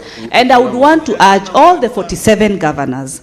The Senate has done its part in ensuring that these funds are available through SIGA so that our UHC workers' arrears are sorted. But at the same time, our UHC workers also deserve an employment that is permanent and pensionable. They've served this country diligently, especially from the time of COVID, Mr. Speaker. So it is fair, it is indeed very fair for them to be given a permanent opportunity. And this responsibility lies with the governors. It is the high time, governors, to address the issue and address this issue quickly, because we've done our part, the monies are available, and this, even the issue that is here within Jaramogi, the staff should be, sorted immediately. The gazettement should be, done of the same hospital, Mr. Speaker, so that our people have the motivation to continue working and delivering services as required. Thank you, Mr. Speaker.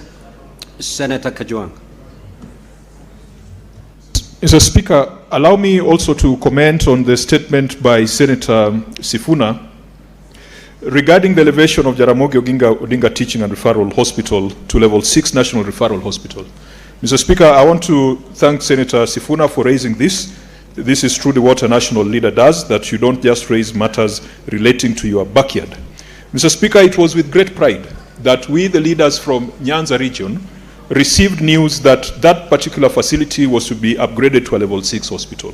This statement request, I believe, should add value and should fast track the transition process and should not be used to criticize that very historical move. Mr. Speaker, since independence, there is no space that has exposed marginalization more than the medical space. Mr. Speaker, since independence, most of the level 6 hospitals in Kenya have been concentrated within 50 miles of the capital city of Nairobi.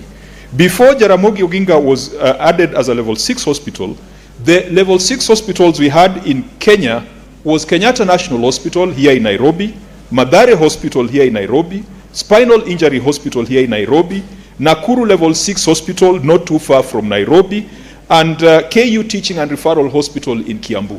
Mr. Speaker, the elevation of Jaramogi Oginga should not be the end. We must also see a level 6 hospital in the coast region, a level 6 hospital in the western region, in all regions of Kenya. Mr. Speaker, we welcome this, because it will enhance financing for healthcare.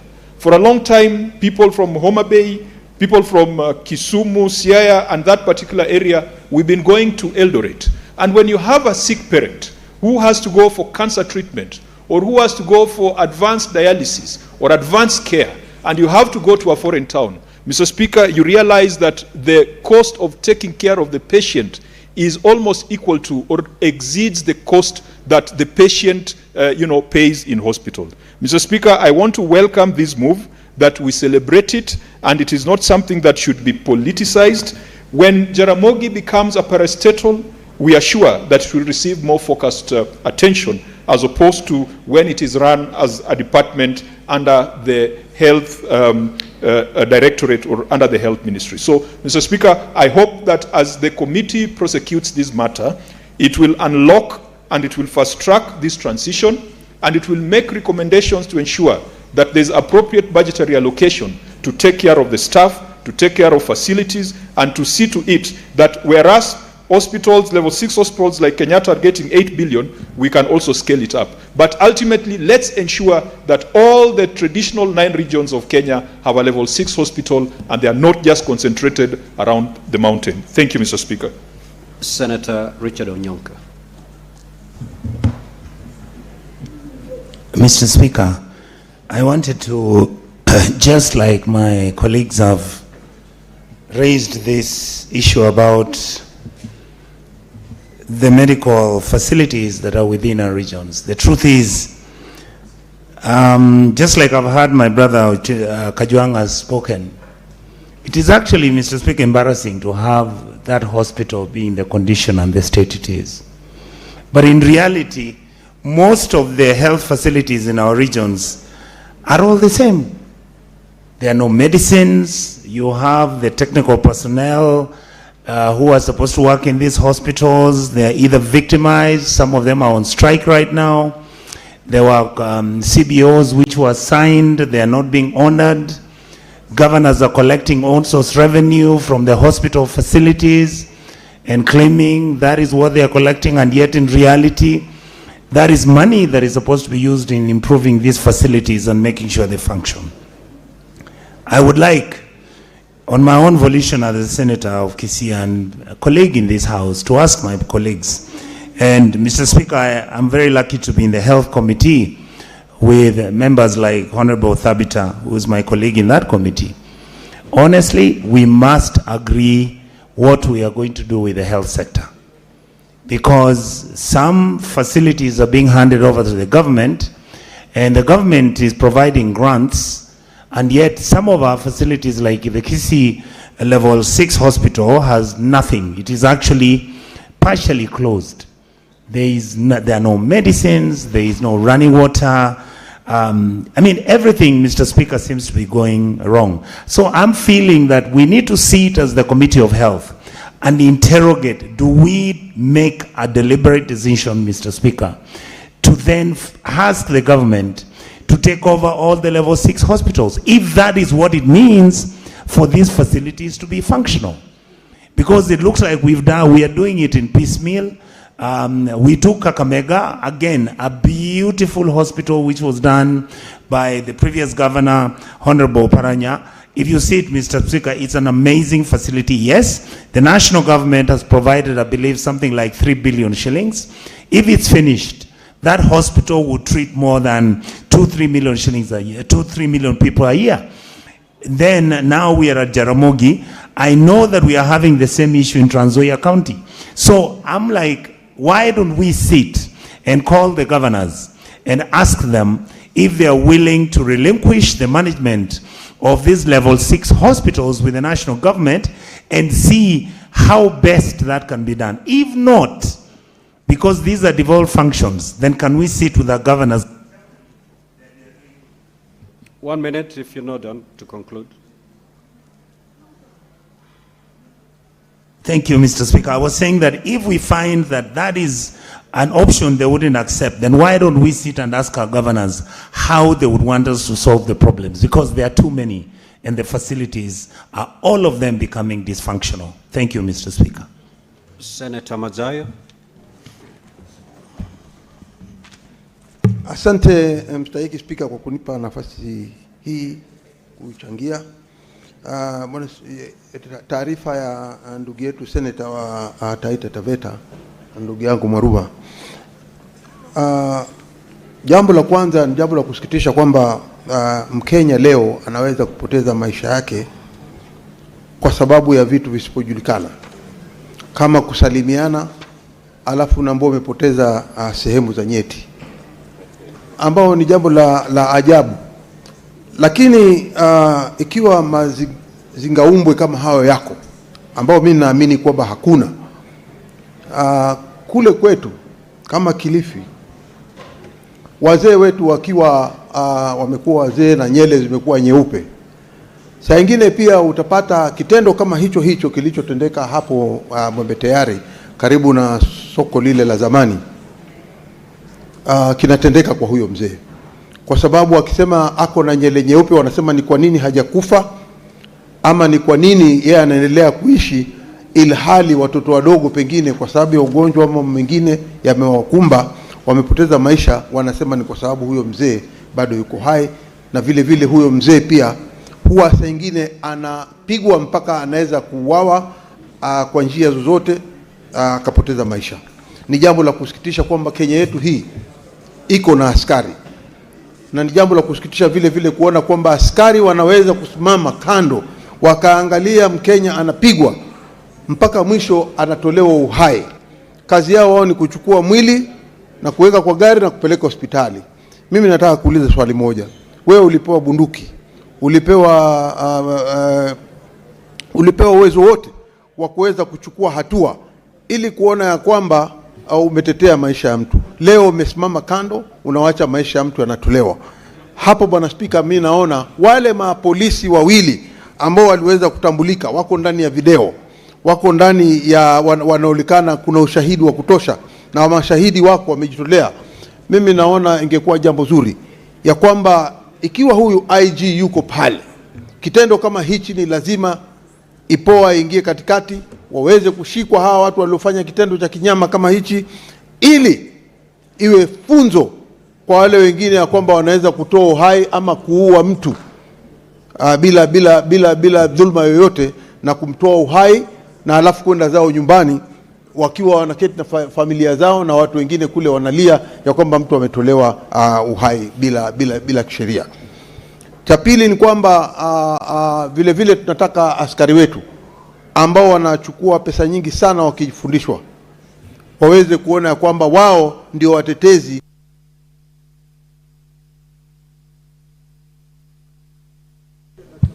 Aya, 1:30. Asante shemegi yangu. Ni ukweli kabisa ya kwamba hawa vijana wetu ambao tunawapeleka kule Kiganjo wakasomee, wakisoma shughuli yao ya kwanza ambayo inatakana waitekeleze ni kwamba watatetea uhai wa kila Mkenya bila upendeleo wa aina yoyote. Asante Bwana Spika. Okay, I think that is the end of the comments on statements. So we go to the next one, Clerk.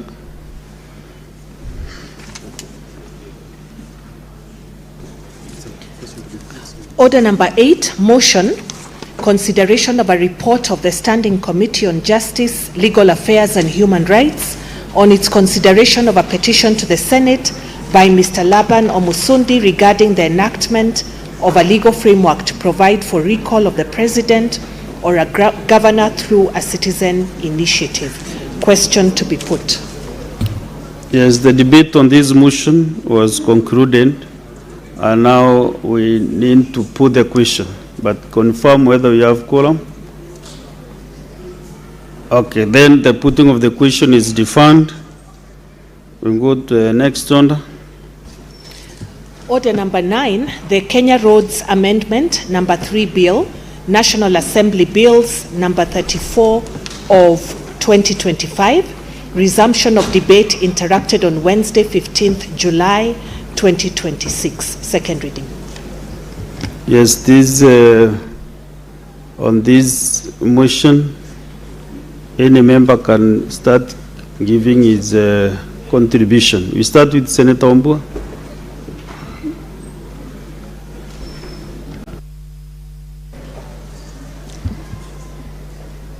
Thank you, Mr. Speaker. I see the Senator for Bomet is raising an issue. I don't know what the issue would be, but I think he will approach the chair or something. But I'm wondering whether the Senator for Kitui is the one chairing the House. But he's giving an opportunity to raise your issue. No, I did not give an opportunity to speak. I just said that I And see then him. also you stand up to raise that matter that you end. Proceed, Senator Wambua. Thank you, Mr. Speaker. Recognize you are not the chair. Yes, thank you, Mr. Speaker. I do recognize that I'm not the chair. So, Mr. Speaker, I want to make what I would consider important comments on this bill, the Kenya Roads Amendment Bill from the National Assembly. Mr. Speaker, I sit in the Roads Committee, and so I've had opportunity to interact with the bill as brought to us by the National Assembly. Mr. Speaker, when the matter came up yesterday for second reading, I listened and followed comments from members. And I got the impression, Mr. Speaker, that perhaps we have not had sufficient time to look at the report of the committee. And that members who contributed, and they have a right to, were a bit unhappy with the provisions of the amendment bill. Mr. Speaker, I said I wanted to start this conversation today so that I also put a few things straight, because I have participated in this discussion at the committee level. First of all, Mr. Speaker, what we must all appreciate is that first the report was tabled on June 18, the last day that we were going on recess. And so perhaps members have not had opportunity to follow on that report. But most importantly, Mr. Speaker, is the fact that the Mother Act, the Kenya Roads Act, predates the Constitution of Kenya 2010. That this act was enacted before the promulgation of the new constitutional dispensation. And for that reason, Mr. Speaker, both the classification of roads and the allocation of funds to the roads for maintenance that does not reflect the reality of the new devolved systems of government. So let's start from there, Mr. Speaker. That we are operating under an act that does not recognize devolution. It is blind to devolution. And so, Mr. Speaker, with the new constitutional order, the fourth schedule of the Constitution of Kenya 2010 on the distribution of functions between national government and county governments provides for only two levels or two classifications of roads. Now, this is where it becomes interesting. That the Constitution of Kenya 2010 recognizes only two classifications of roads in the country. The national trunk roads, which are assigned to the national government in part 1 of the first schedule, and the county roads, which are captured under part 2 of the fourth schedule of the Constitution of Kenya 2010. So, Mr. Speaker, naturally then the national trunk roads will be assigned to the national government, and the rest of the roads will be assigned to county governments. Mr. Speaker, I'm not a lawyer, but I'm a lawmaker. the Constitution is very clear that any piece of legislation that does not accord with the Constitution or runs contrary to any provision of the Constitution, that piece of law is null and void to the extent of the inconsistency with the Constitution. And so any classification of roads under the Kenya Roads Act, which does not recognize that there are only two levels of roads, the national trunk roads and the county roads, any provision in that act or any other act that does not recognize that fact is null and void to the extent of that inconsistency. Mr. Speaker, the Kenya Roads Board allocates funds for maintenance, development, and rehabilitation of roads through national road agencies. And we have three of them. We have the Kenya Urban Roads Authority, we have the Kenya Rural Roads Authority, and the Kenya National Highways Authority. Now, those are the only agencies that are recognized by the Mother Act and that are registered as agencies that can receive direct funding from the Kenya Roads Board.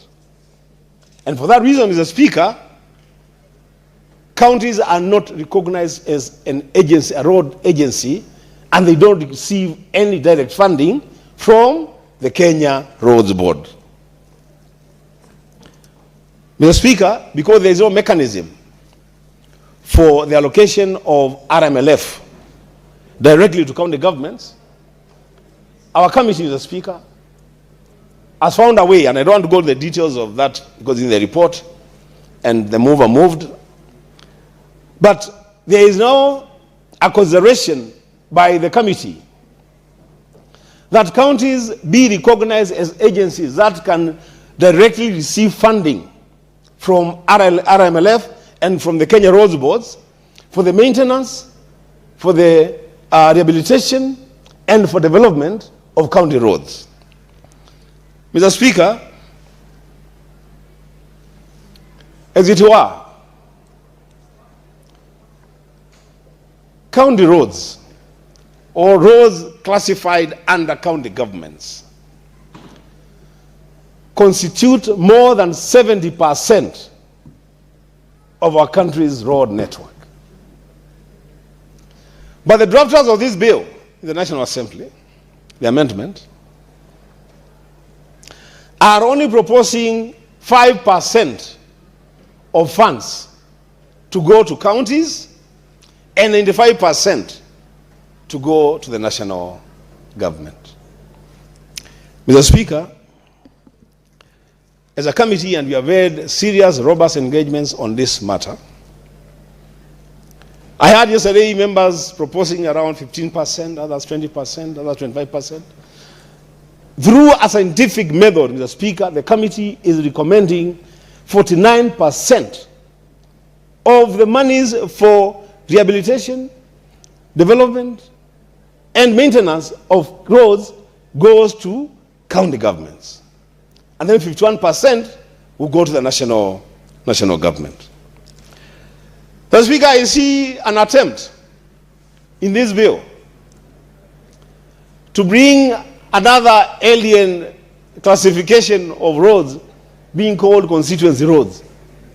Mr. Speaker, there is no provision in the Constitution or in law that recognizes any road called a constituency road. There are reasons, Mr. Speaker. And so, Mr. Speaker, this bill that came from the National Assembly, we have looked at it at the committee, and I said I need to make this record straight, that the members debate this matter. They know that we have proposed serious amendments. So what we need to, Mr. Speaker, get is assurance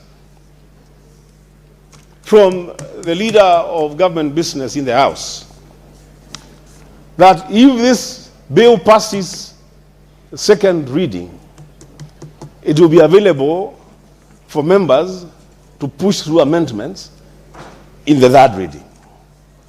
Because, Mr. Speaker, I've seen an attempt here by members of the National Assembly to actually increase the allocation to the CDF fund through this roads bill. They want a lot more money for roads to go to the national government, and then because they are the ones responsible for functions relating to the national government, then they will be in charge of the rehabilitation and development of national roads that will have the lion's share of the allocations. So, Mr. Speaker, I wanted to make that clarification very, very clear, that the committee is seized of this matter, and that nobody should have the illusion that by the chairman of the committee moving the motion and tabling the report, there is agreement between us in the committee and the provisions as captured in the bill that has arrived here from the National Assembly.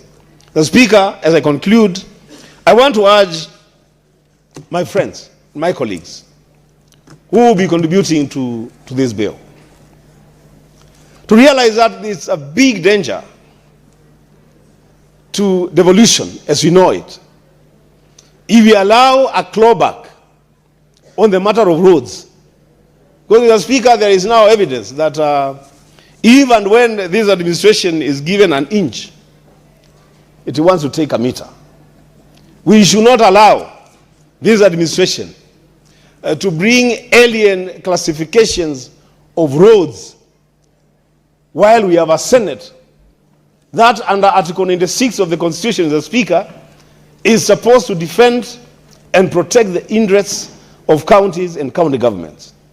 The Speaker, if it is true, and it is true, 71% of Kenya's roads network is resident in our counties, then, Mr. Speaker, it follows without saying that a lot more allocation for the maintenance and construction and rehabilitation and development of roads, that money should go to county governments.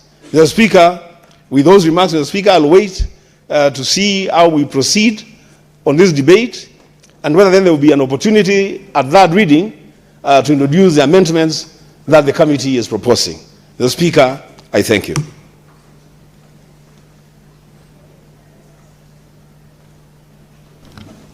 Thank you, Senator Mbua.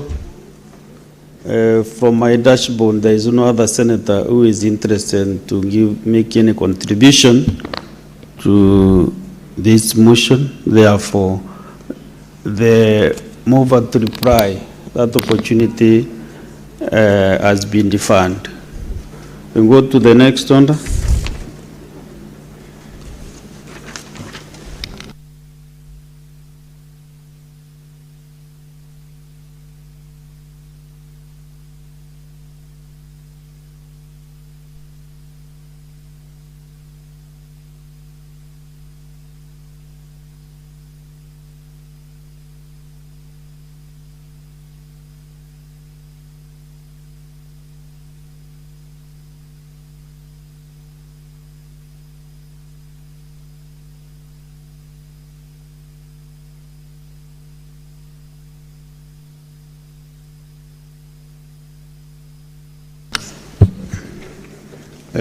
Honorable Senators, I want to reorganize the order paper this afternoon.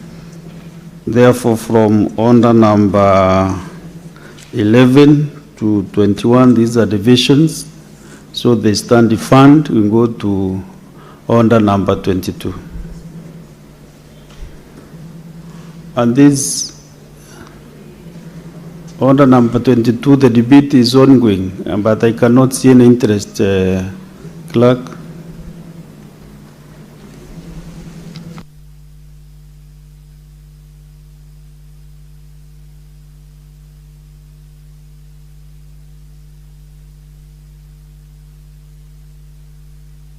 Okay, proceed.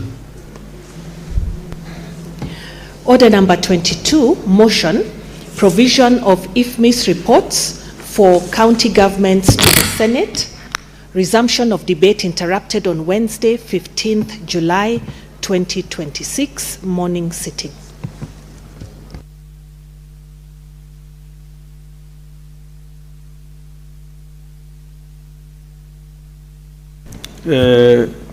Honorable Senators, again, there is no interest on this business. Therefore, the mover to reply again has been defunct. Next order. Order number 23, motion, consideration of a report of the Standing Committee on Health on a petition to the Senate by Mr. Patrick Musilu and others concerning the protection and propagation of the commercialization of the new generation Mudhea antivenom in Kenya. Committee Chair Health, are you ready? Vice Chair Health.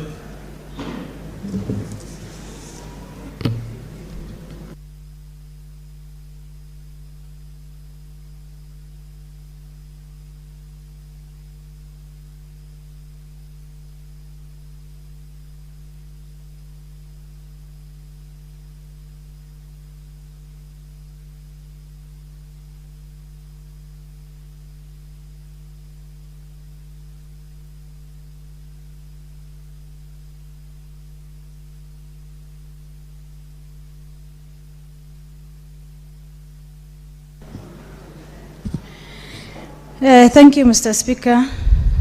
I beg to move a motion, a report of the Standing Committee on Health on the petition concerning protection and propagation of the commercialization of the new generation Mudhea antivenom in Kenya.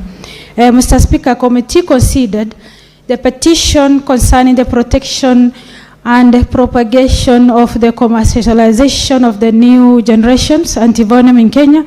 The petition was presented by the Patrick Musilu and others, the resident of Munyulu in Machakos County, and was reported to the Senate Thursday, 29 May 2025, and was referred to the committee for consideration.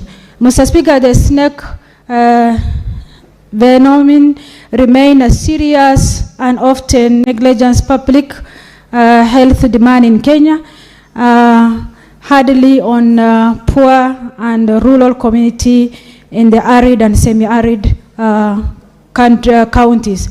Mr. Speaker, in discharge of this mandate, the committee met with the petitioner, Mr. Patrick Musilu, receive his written submissions.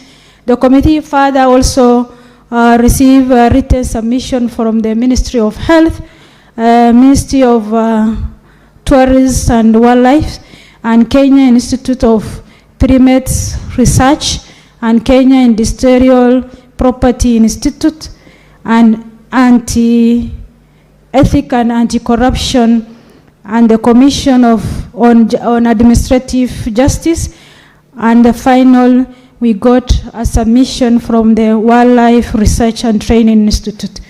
Mr. Speaker, the petitioners they have submitted, the petitioners are Patrick Musilu, Mr. Tom Babu, and Alfred Basco, describing themselves as a citizen innovator who have spent 5 years working on this new antivenom. Mr. Speaker, this is traditionally called Mudhea.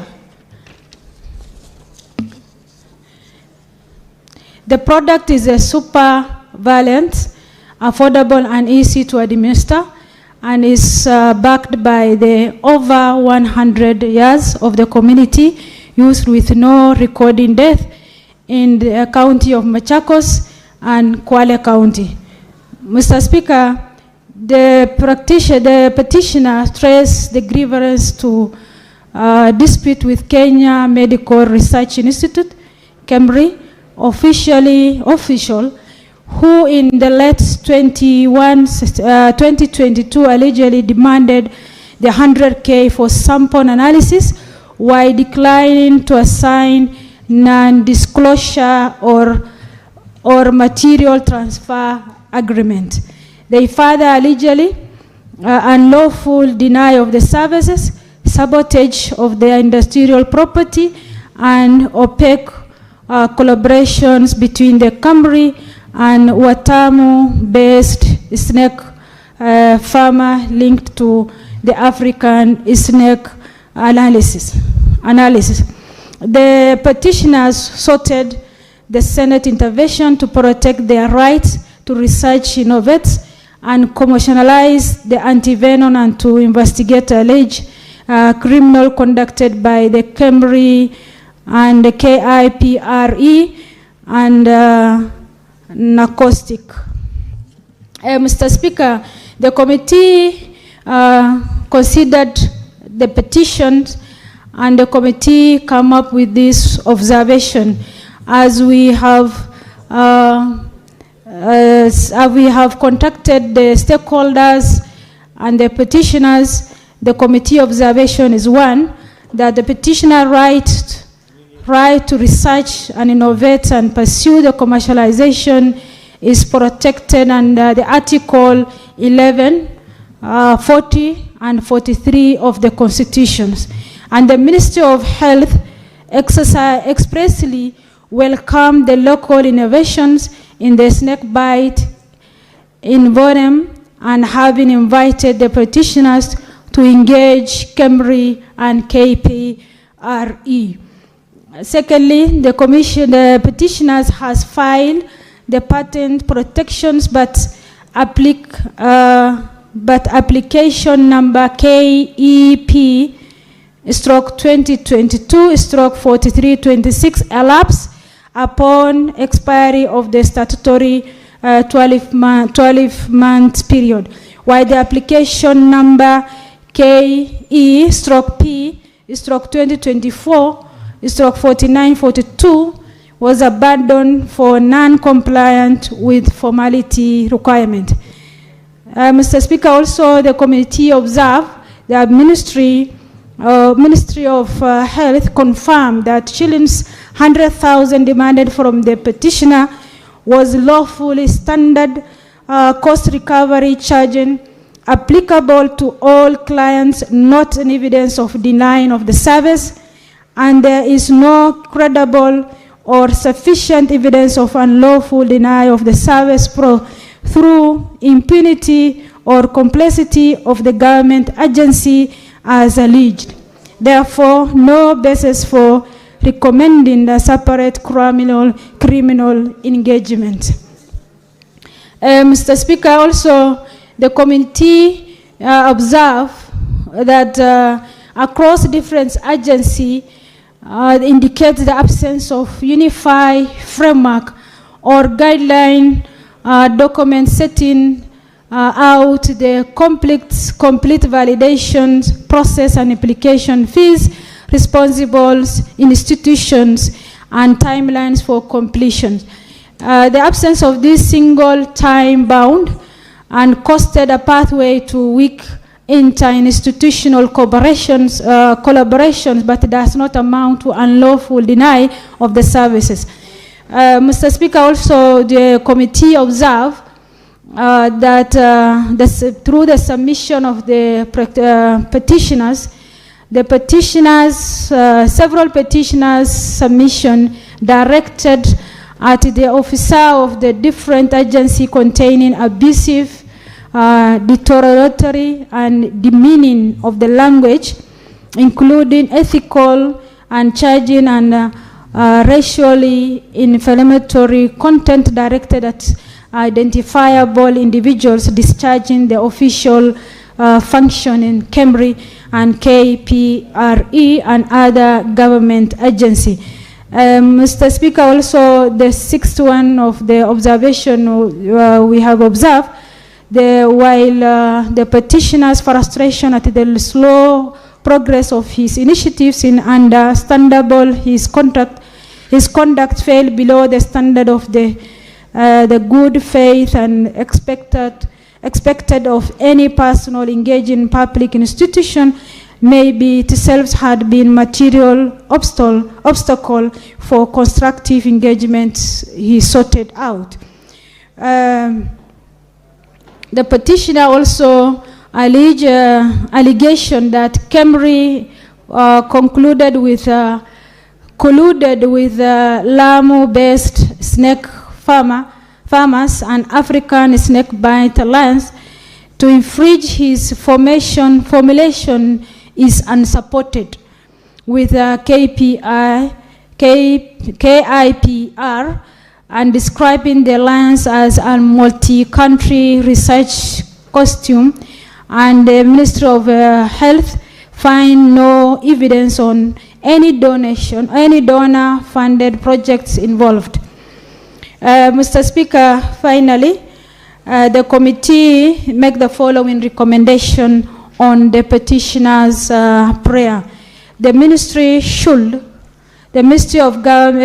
of Health should, within 60 days of the adoption of this report, convene a structured facilitation meeting bringing together petitioner, Kemri, KPRE, KPPB, an acoustic, and finally KPI to agree and issue a single written and costed validation roadmap within a defined milestone, and name the contact officer with the aim of eliminating bureaucratics and ensuring the petitioner's product is objectively analyzed and protected.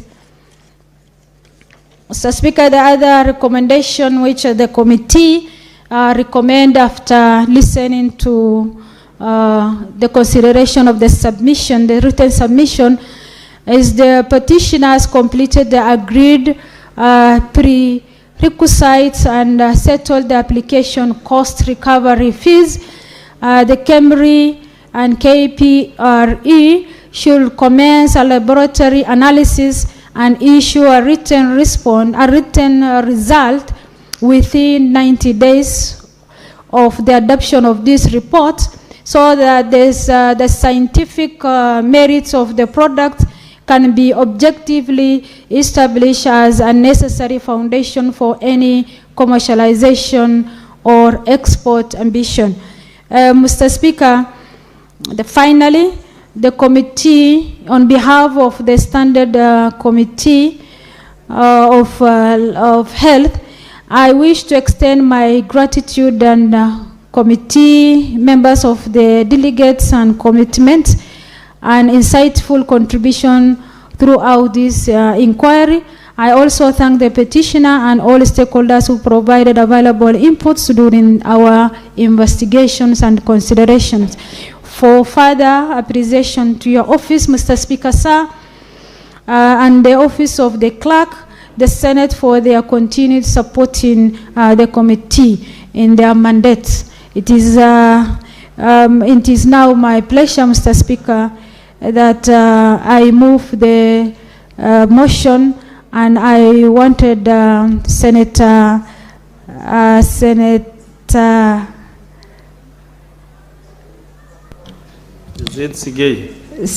Sigei to second. Thank you. Senator Sigei.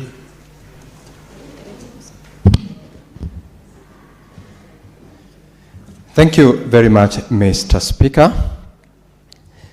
As I second this motion, I would like to highlight, Mr. Speaker, the provisions of Article 119(1) of the Constitution that provides, and I read, every person has a right to petition Parliament to consider any matter within its authority, including to enact, amend, or repeal any legislation.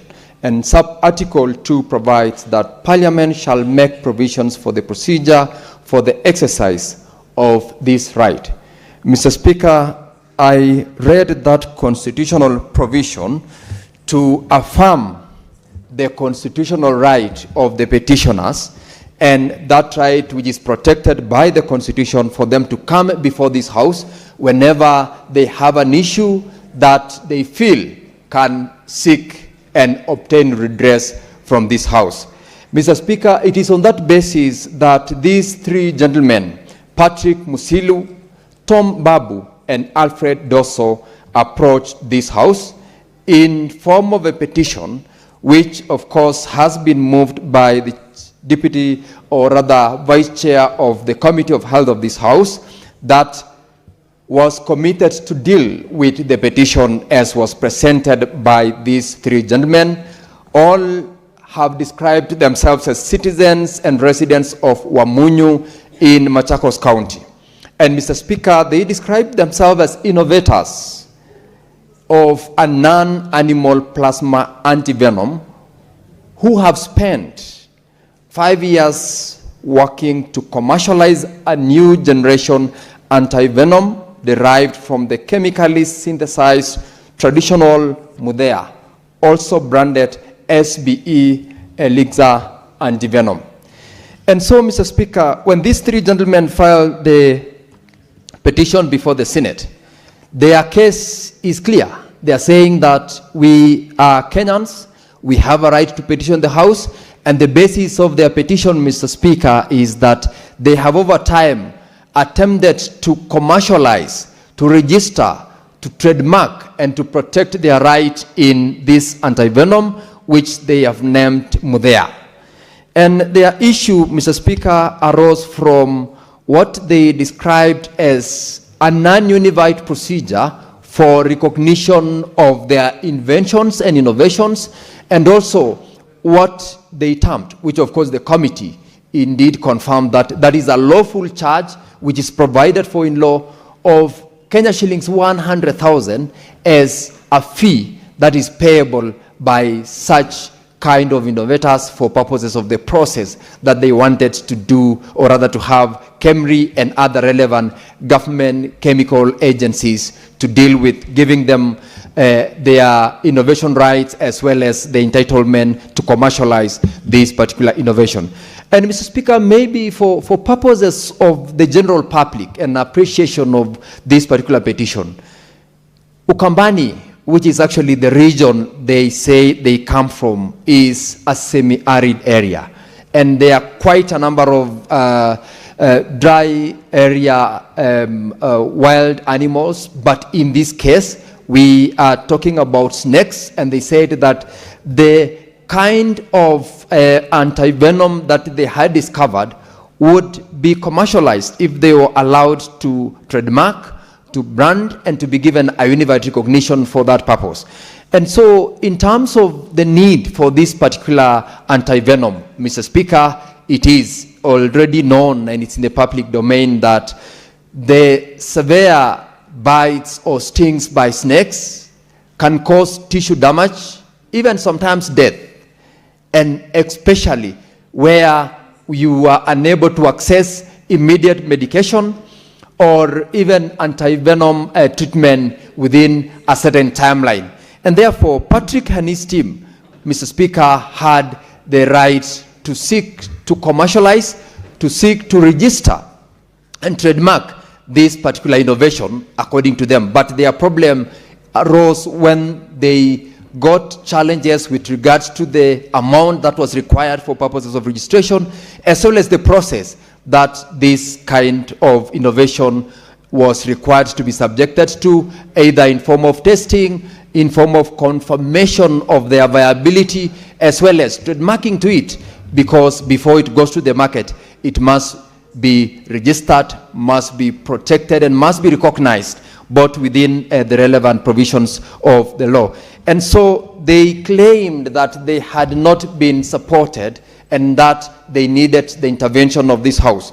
Mr. Speaker, I'm happy because I've thoroughly gone through this report. The committee did indeed attempt to make sure that it invite several other government agencies relevant to this particular issue, Mr. Speaker, so that they receive submissions on the subject matter. Those which were invited include submissions of reports by the Ministry of Health, Ministry of Tourism and Wildlife, that is the Kenya Wildlife Services, and also submissions by the Kenya Institute of Primate Research, that is KIPRE.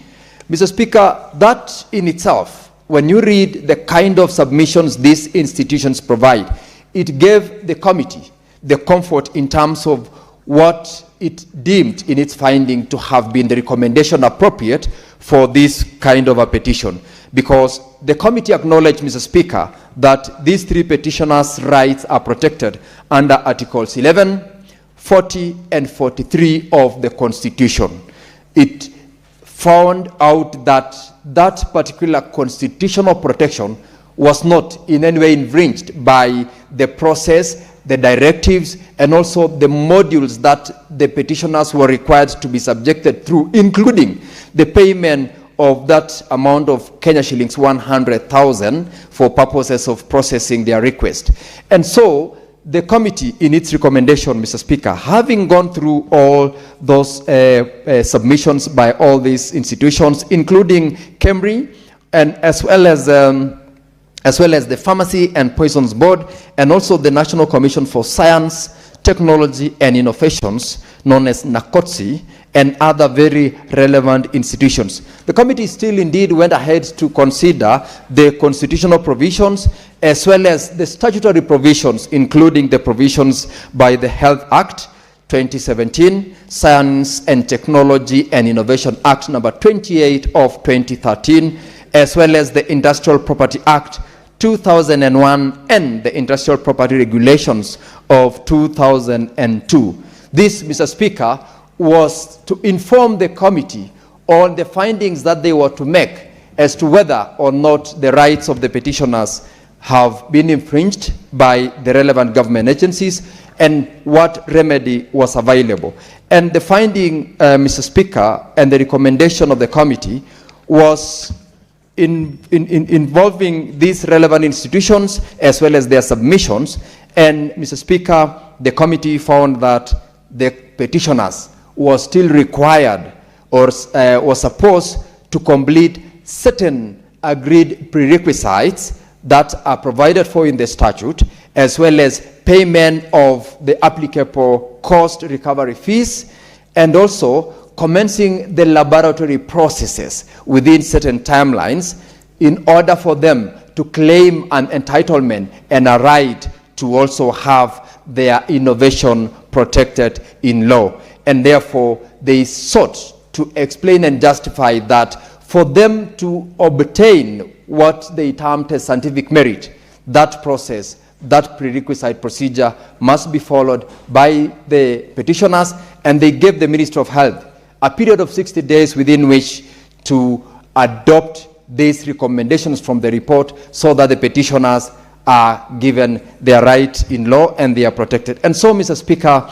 I want to appreciate the work of the committee and the recommendation they have made, including the recommendation to accommodate the petitioners' guests to make sure that their innovation is protected in law. And I hope that the relevant ministry and agencies who will receive this particular recommendation from the report will act within the timeline of 60 days in order to make sure that Patrick and two of his colleagues are also given the window within which to continue with their innovation and to make sure that they are facilitated to have this particular antivenom protected if it qualifies and it meets the threshold that it is provided for in law. I want to laud the chairperson of the committee as well as the vice chair who has moved this particular motion and appreciate the work that has gone into this report as I second. Mr. Speaker, I thank you.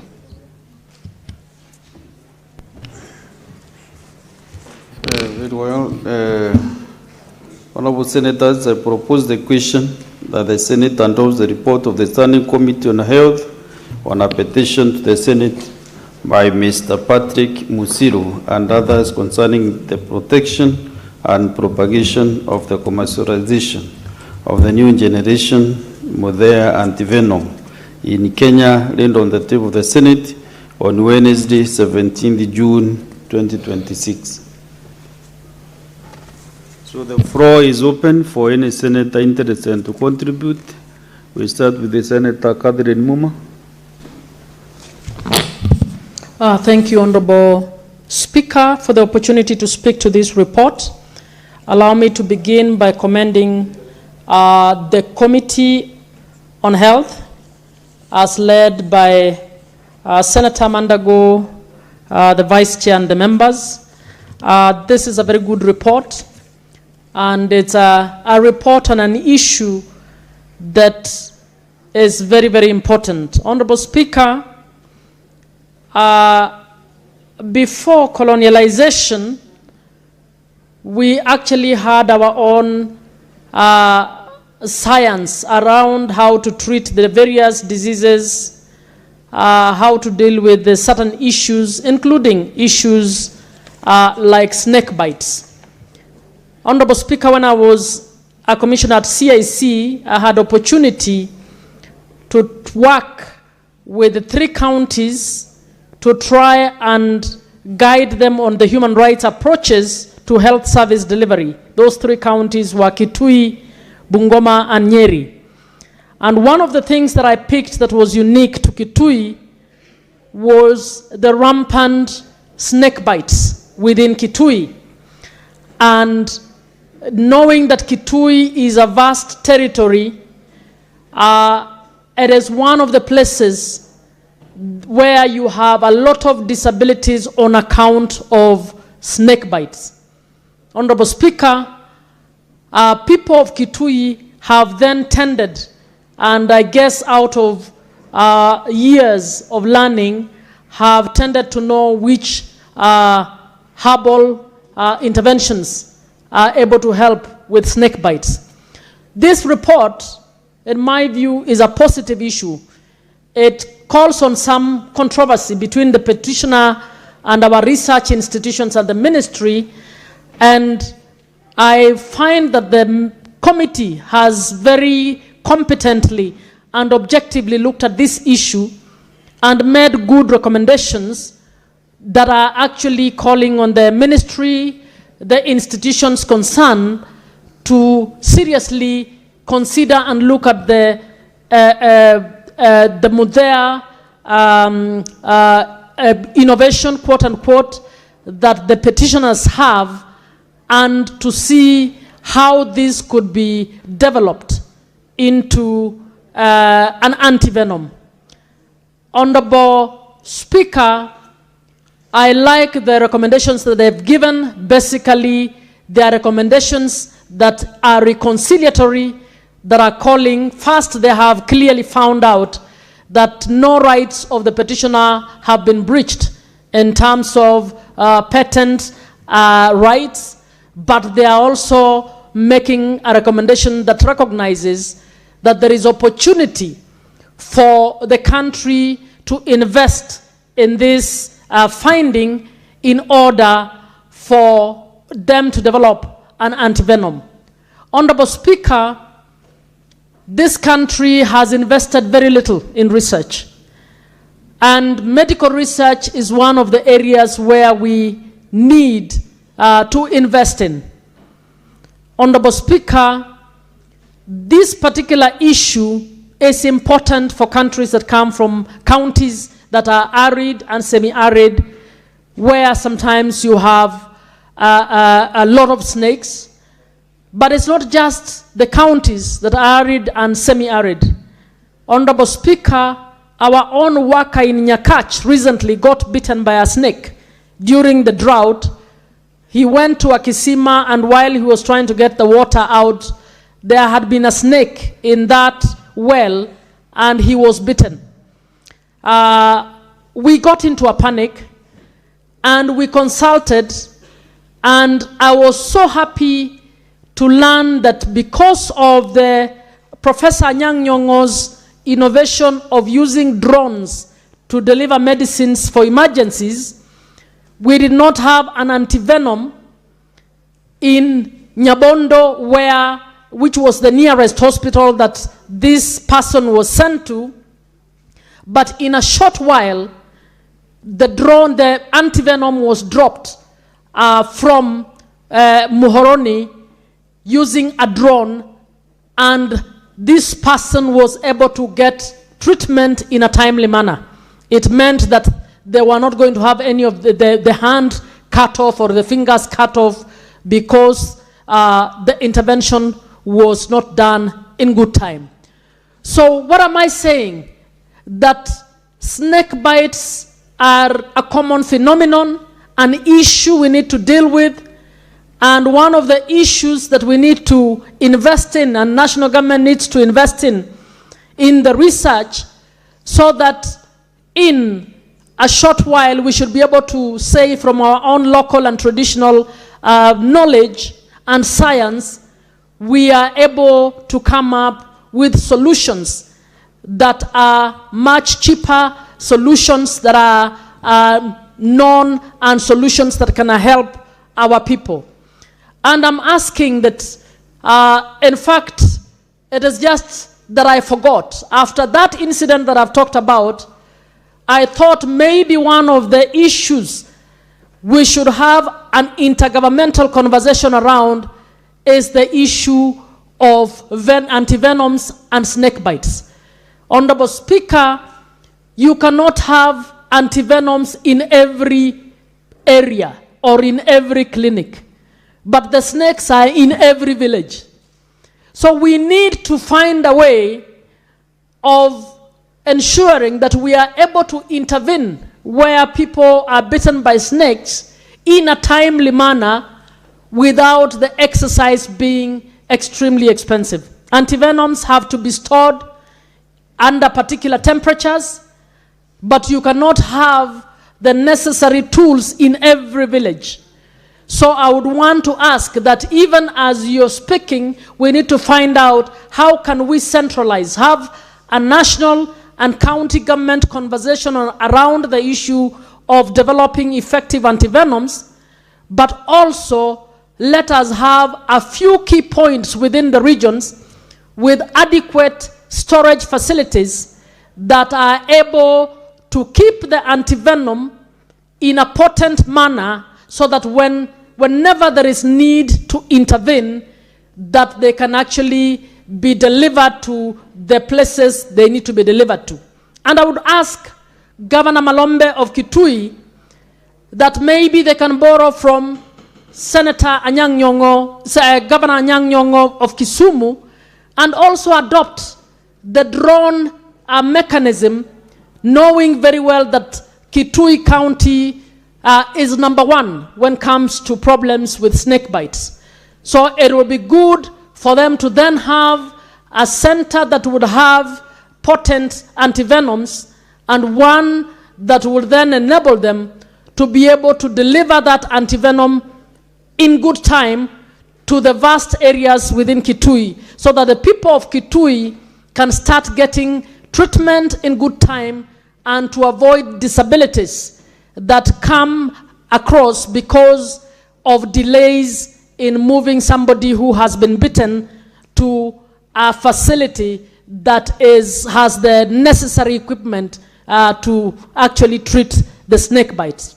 So, Honorable Speaker, I just want to congratulate the committee once more and to thank them and to indicate that the issue is not trivial. The issue is serious and is of benefit to every county in this country, and it is something that I would say you need to follow up, maybe to see whether you can have a conversation with the Minister for Health, with the relevant research institutions, to work while acknowledging the role played by the petitioners, to work with them to enable this country to come up with some of our own local solutions around the snake bites.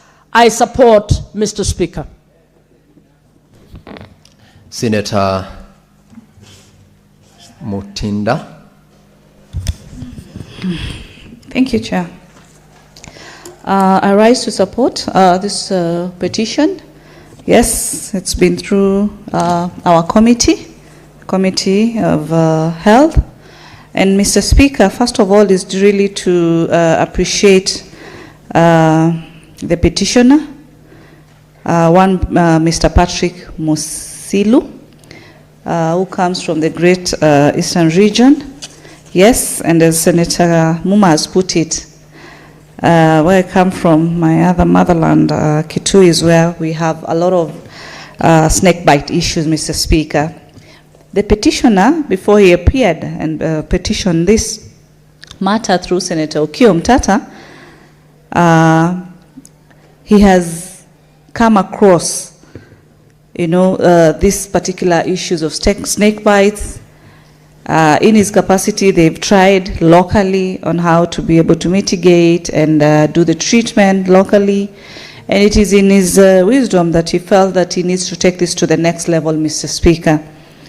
And as the petition indicated, he tried to seek different stakeholders' attention to be able to be allowed to produce this particular antivenom medicine in this particular country, Mr. Speaker. And to an extent that he was not able to succeed, Mr. Speaker. Mr. Speaker, as a committee, we found it fair and wise that Mr. Musili be given an opportunity. There be a collaboration, a committee that is formed by the Health Ministry that brings about different stakeholders, the KEMRI, Pharmacy and Poisons Board, Mr. Speaker, the KIPI, and other organizations in relation to the research and the medicine production, Mr. Speaker, so that they can be able to also guide Mr. Patrick Musili, because they are the experts, they are the ones with the many tools, the standards that are needed, so that he can be able to be guided on how now can this production of the antivenom be produced. Mr. Speaker, when this is done, of course, the cost will be much cheaper, because the cost currently, because the drug is currently being imported, then the cost is extremely very, very high. But in the local production, first of all, it will create more job opportunities for our people locally. They'll also be, the drug will be much cheaper when it's produced locally. But the bigger goal is that the availability of it will be able to ensure that most of our people are able to, have it and access it cheaply. The only issue, Mr. Speaker, which was quite absurd, a bit, for lack of a better word, is the processing of how to get the venom, Mr. Speaker. It was a bit, uncomfortable in the explanation. I would not lie, because when someone says that he has to rear snakes so as to, extract the venom itself from those snakes, Mr. Speaker, it's not really an easy discussion, because I'm one person who's very, very scared of snakes. But Mr. Musili was able to communicate to the committee that this is a procedure that he's supposed to use. He's supposed to start rearing them and then be able to extract the drug or the medicine, the anti-venom medicine, directly from the snakes, Mr. Speaker. So the best we could do is to advise and recommend that through the Ministry of Health and the other stakeholders, Mr. Musili should be given audience through this stakeholder, so that he can be able to be further guided, and there be policies and frameworks that should be put in place, so that in the process of the production of this particular drug, it will be done in a way that is correct and adheres to the framework and the different policies. So with those and many of you, I really appreciate my colleagues in the committee, and I do support, Mr. Speaker. Thank you, Senator Mutinda. There seem to be no other senator who is willing or desiring to further contribute to the petition, and I therefore call upon Senator Mariam to reply.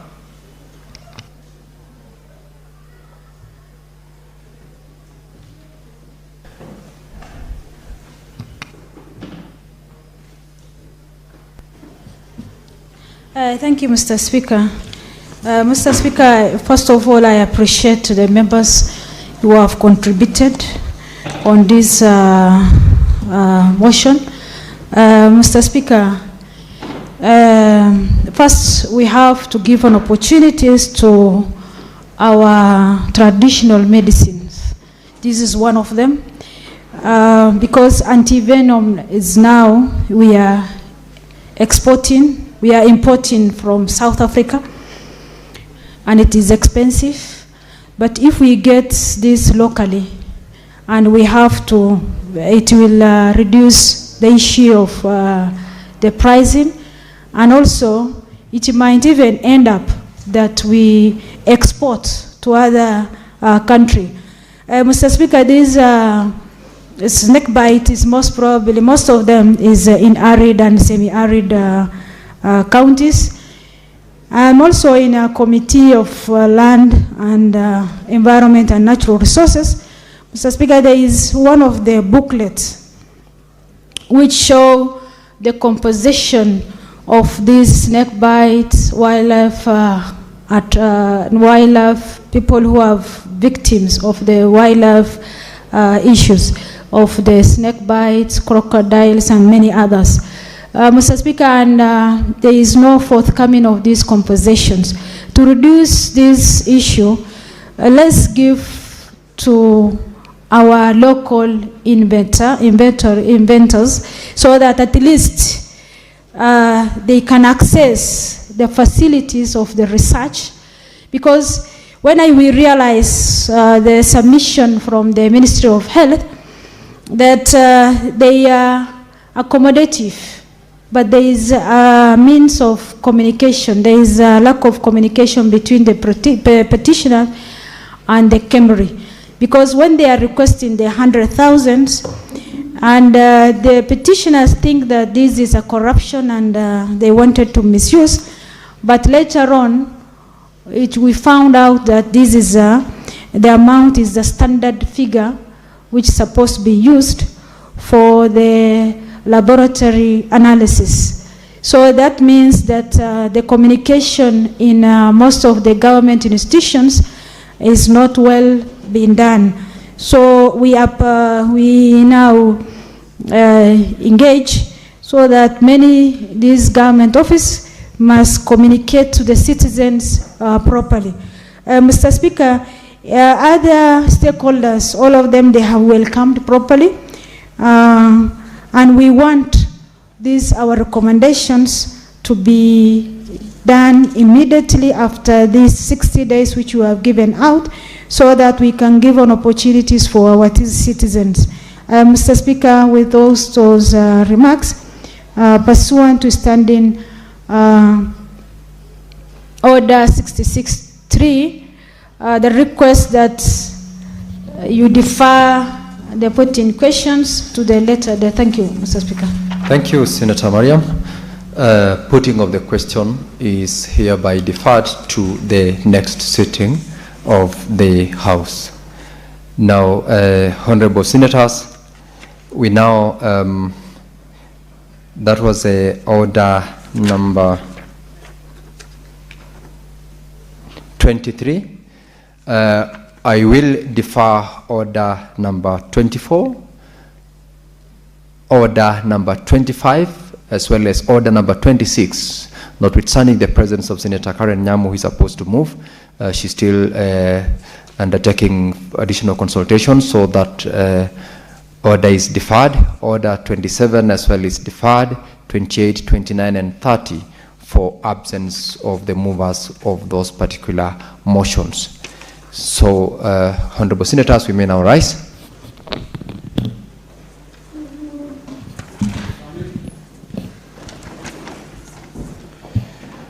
Honorable Senators, there being no other business on the order paper, the Senate stands adjourned until Tuesday, 21st of July, 2026 at 2:30 p.m.